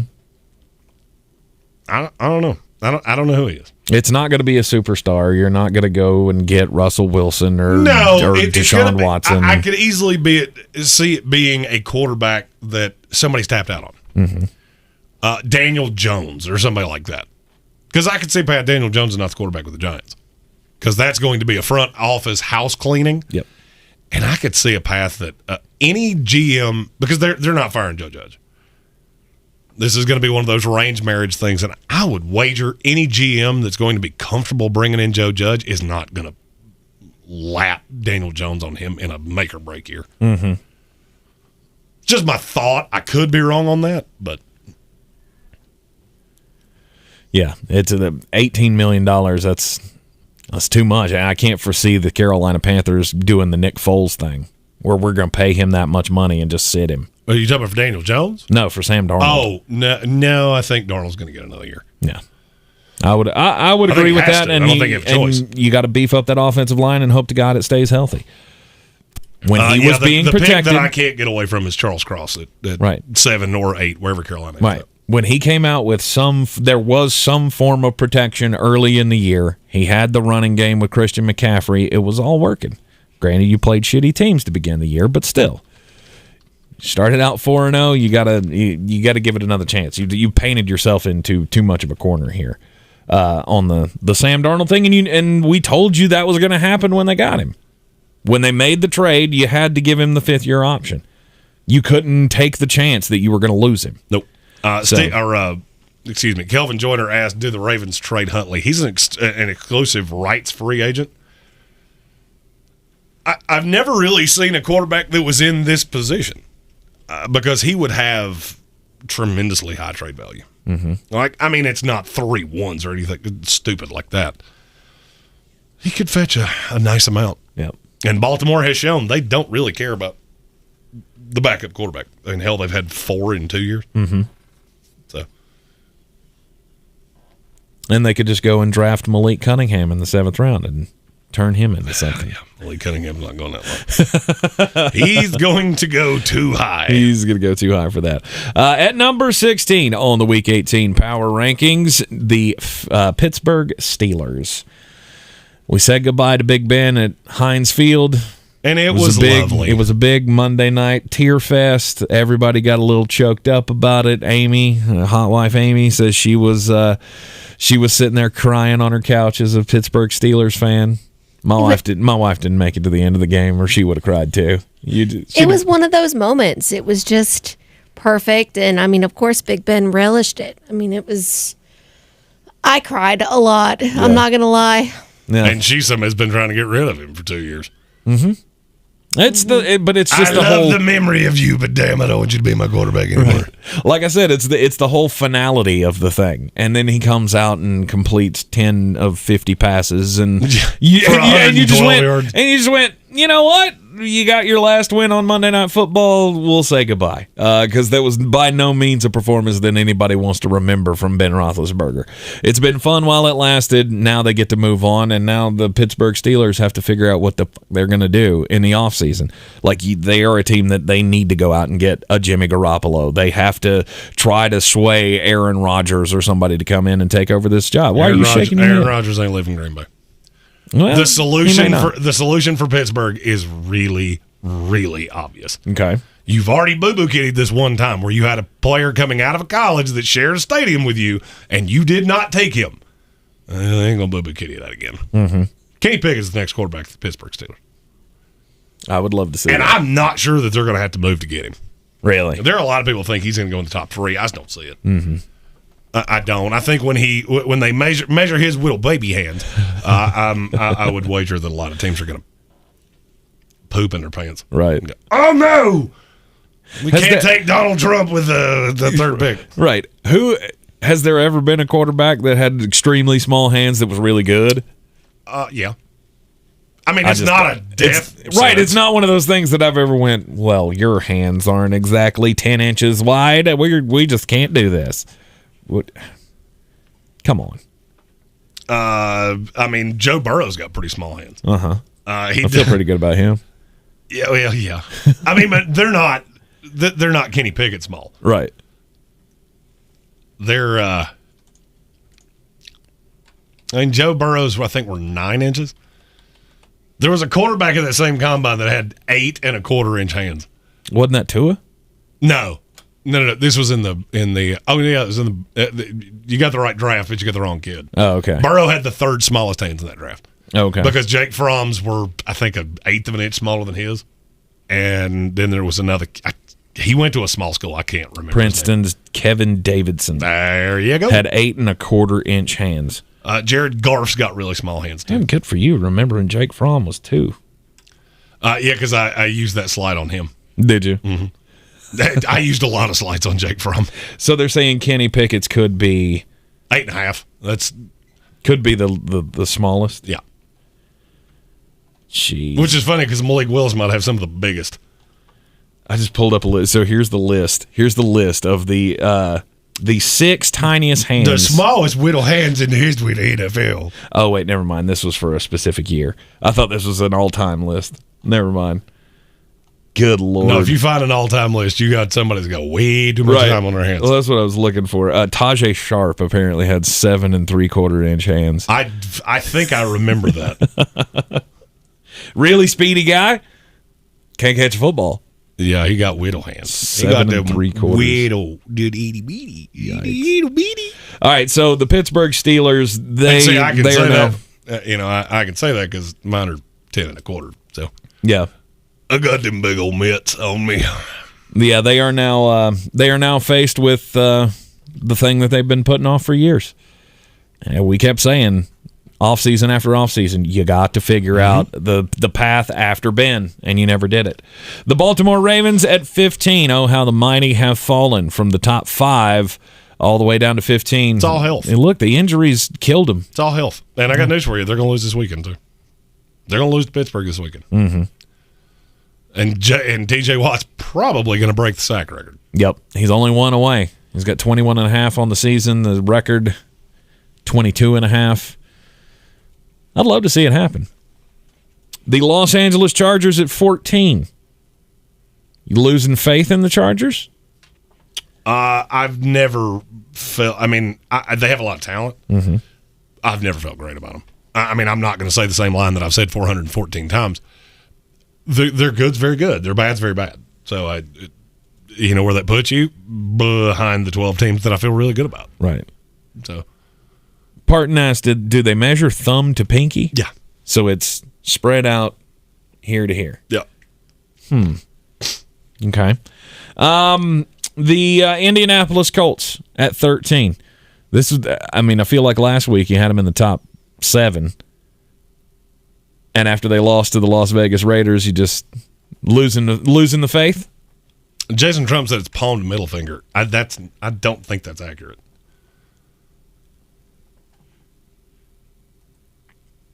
Palm to middle finger? Yeah, I don't think that's accurate. Now you got me second guessing it, but I don't know. I got news for you. If you got a ruler over there, I was looking around for a watch you ruler. use it. I was like, I want to see if I got one. I want to see how small my hands are. If you've got a ruler over there, I guarantee it's got a pencil mark at 4 1/4, and I am not asking why.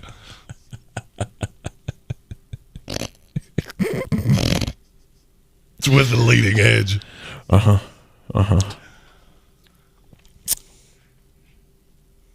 Indianapolis Colts. No longer a Super Bowl threat for you after they lost to the Raiders? Not really, no.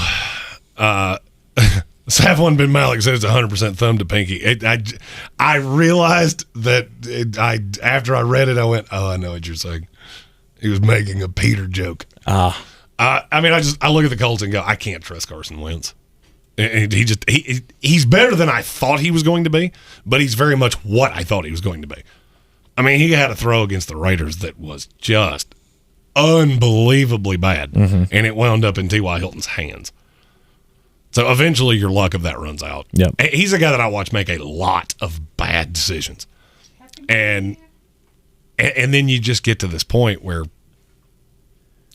I mean, how good do I think you can be based off a running back? Right.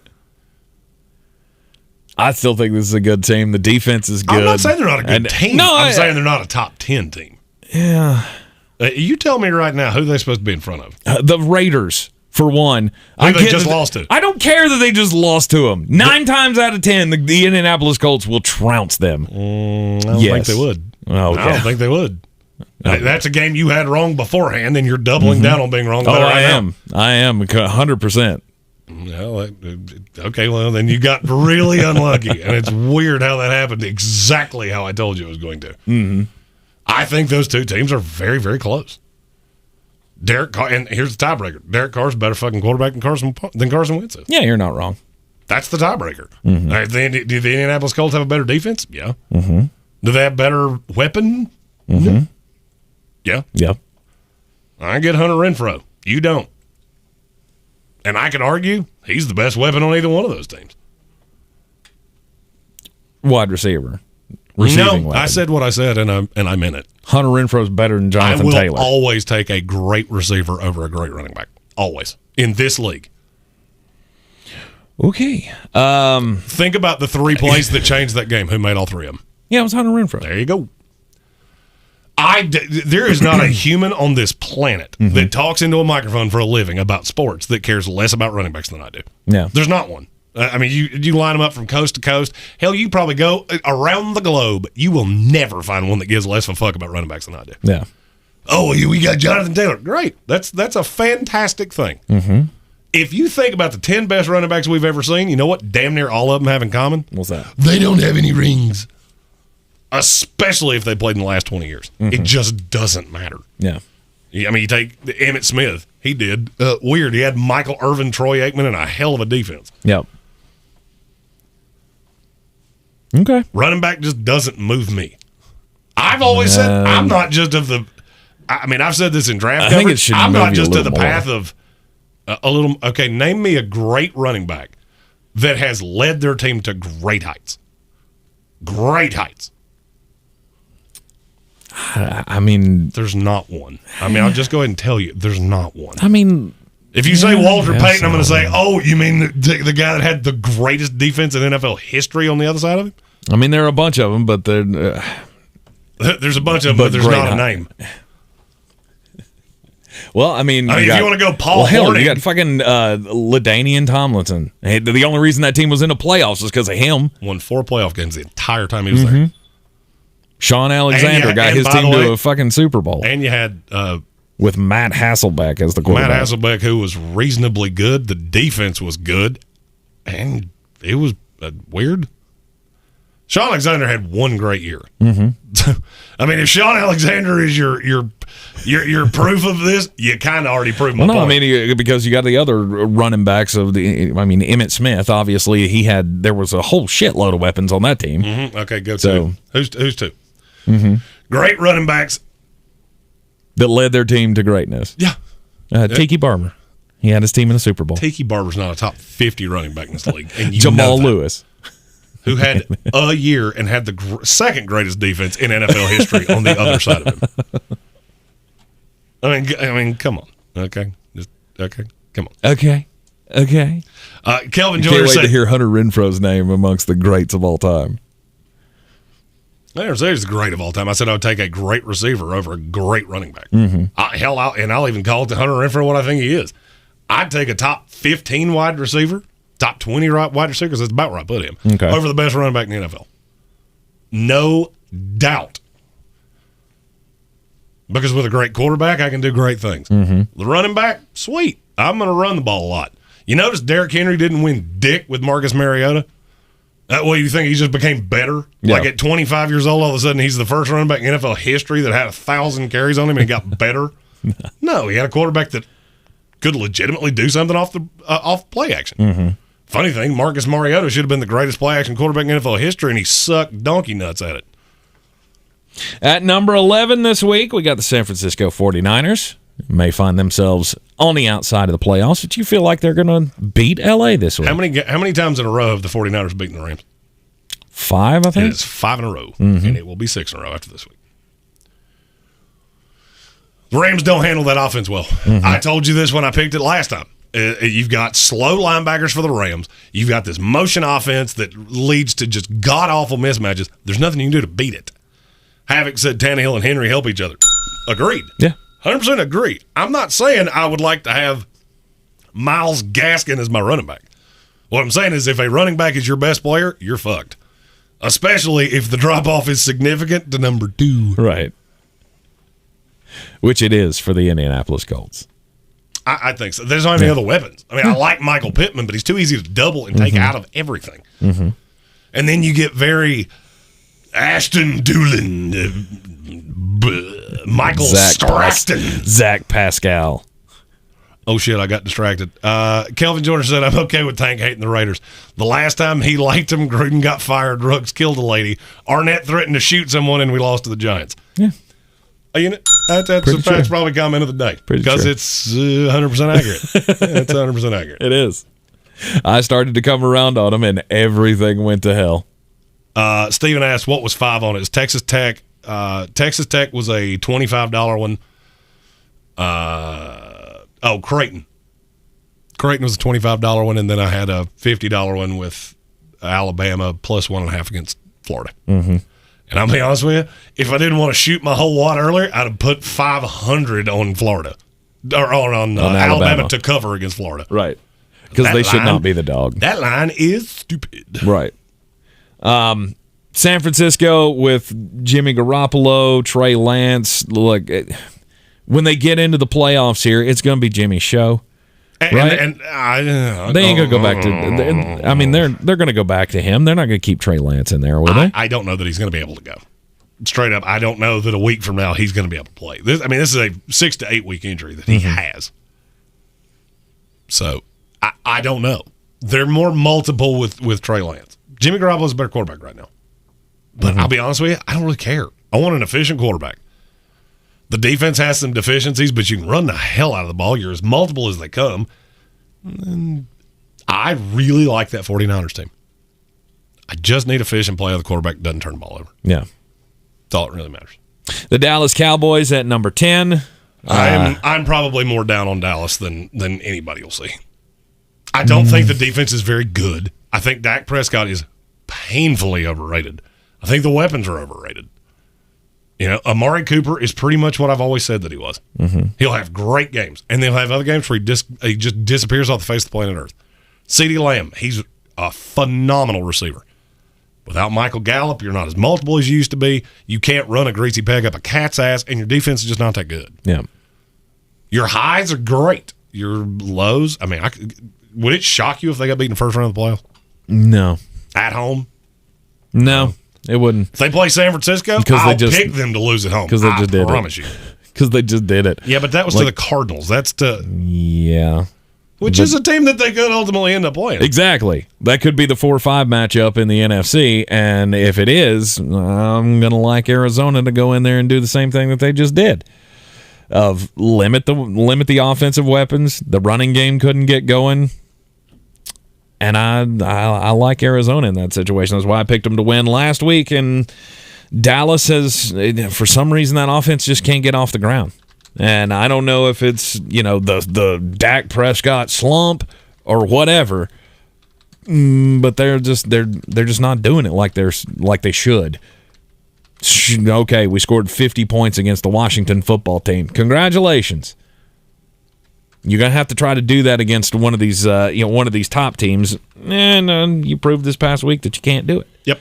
The Arizona Cardinals come in at number 9, just ahead of the Dallas Cowboys. This is a team that I still feel like is very dangerous. If they can get DeAndre Hopkins back for the playoff run, they're going to be scary. Yeah. I mean, their best shot's good enough to beat anybody.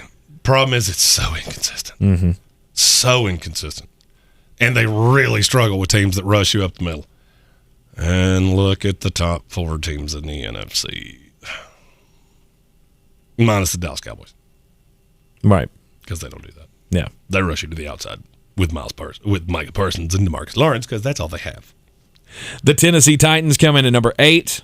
The Titans are a team, they're another one of those teams that their high end is really good. Mm-hmm. I wish that your first game altogether was not going to come to the playoffs, but getting Derrick Henry back, just getting healthy. I mean, God, that team, we've had that team in the top 4 for weeks before this last little month drop-off. Their high side is good enough to make the Super Bowl. Is it going to happen? I don't know. It's really hard for me to look at the high end of the AFC, whether it's Kansas City, the Cincinnati Bengals, the Buffalo Bills, and go, you're going to have a quarterback deficiency to every one of these teams, but Derrick Henry and the defense is going to be good enough to beat them. Mm-hmm. But you're going to have to do it in Nashville. And AJ. And Nashville is going to be aggressive. And don't count out A.J. Brown either. He was part of the health. Yeah, once we have seen all of this together, we have seen them beat the shit out of people when they are at full strength. And they can do that. And if they can get back to that in the first or the second round of the playoffs, because they're the number 1 seed right now, so they'd get the first week bye. If they can do that, I would have no qualms seeing them in the Super Bowl. The New England Patriots at number 7 is the team that I still feel like is very limited. They are. But they're very well coached, and they're very disciplined, and they're very stout. You have to beat teams one specific way, and you're not going to get a home game in the playoffs. I mean, more power to you. You spend all this money, and I think you're already at your ceiling. Because they're not going to go on spending spree again. So, now Bill's going to have to do something that he hadn't particularly done well in the last 15 years. Draft better. Right. You got to get some weapons for Mac Jones. Yeah, I mean, because you can't go in with Jacoby Myers and Nelson Aguilar and Hunter Henry and Jonnu Smith and expect to beat teams that have Tyreek Hill, Travis Kelce, Stephon Diggs, Dawson Knox. It's better than anything you have. Right. So you can't get into shootouts with these teams. Yeah, you're a puff team. Hey, I was wrong. I missed you by 3 games, and you're going to make the playoffs and last for 3 hours. Woo! The Tampa Bay Buccaneers are at number 6. Yeah, you don't have any toys left. We got Mike Evans. We got Mike Evans and Tom Brady. And Tom has 1 toy left. Leonard Fournette. And by God, he's going to play with that thing like when you discovered your Peter. You didn't accomplish shit that week, did you? You double cover Mike Evans. He's going to be looking around going, where the hell did everybody else go? Right. I'm throwing to Sybil Shepherd or Grayson, whatever the fuck Sybil his name Shepherd. Cyril Grayson Jr. Learn the name. It's going to be a household name from here on out. Safwan Ben Malik said, Jeremy knows football. Tank, we love you. Aww. He knows his shit. He just gets things in his head, and they're talking about your Raider hatred. Oh, stop that. They're not a good team, and y'all know it. You just come around and come to the realization. It doesn't. I mean, if they get into the playoffs, they're going to get spanked anyway. So what does it matter? I'm not as sure. You're not as sure as that? Really? If they got to face the New England Patriots, you like them against them? Well, there's no path for them to do that because Of course there is. No, there's not. New England can win the division because Buffalo's going to lose to the fucking Jets. Could happen. They're playing everybody. In Buffalo, Could by happen. the way. You never know. Oh, and it's in Buffalo, by the way. No, it can't happen. Good God. No, it can't happen. They're a 17-point dog. Mm-hmm. No, it can't happen. Even Tampa was 14 Jets plus 17.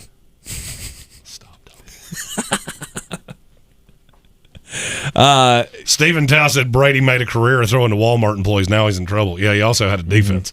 He ain't got one now. He has to win in shootouts because that secondary is putridly bad. Yep. I mean, yeah, it's one thing when you're throwing to bag boys when you're in New England with Bill and that defense.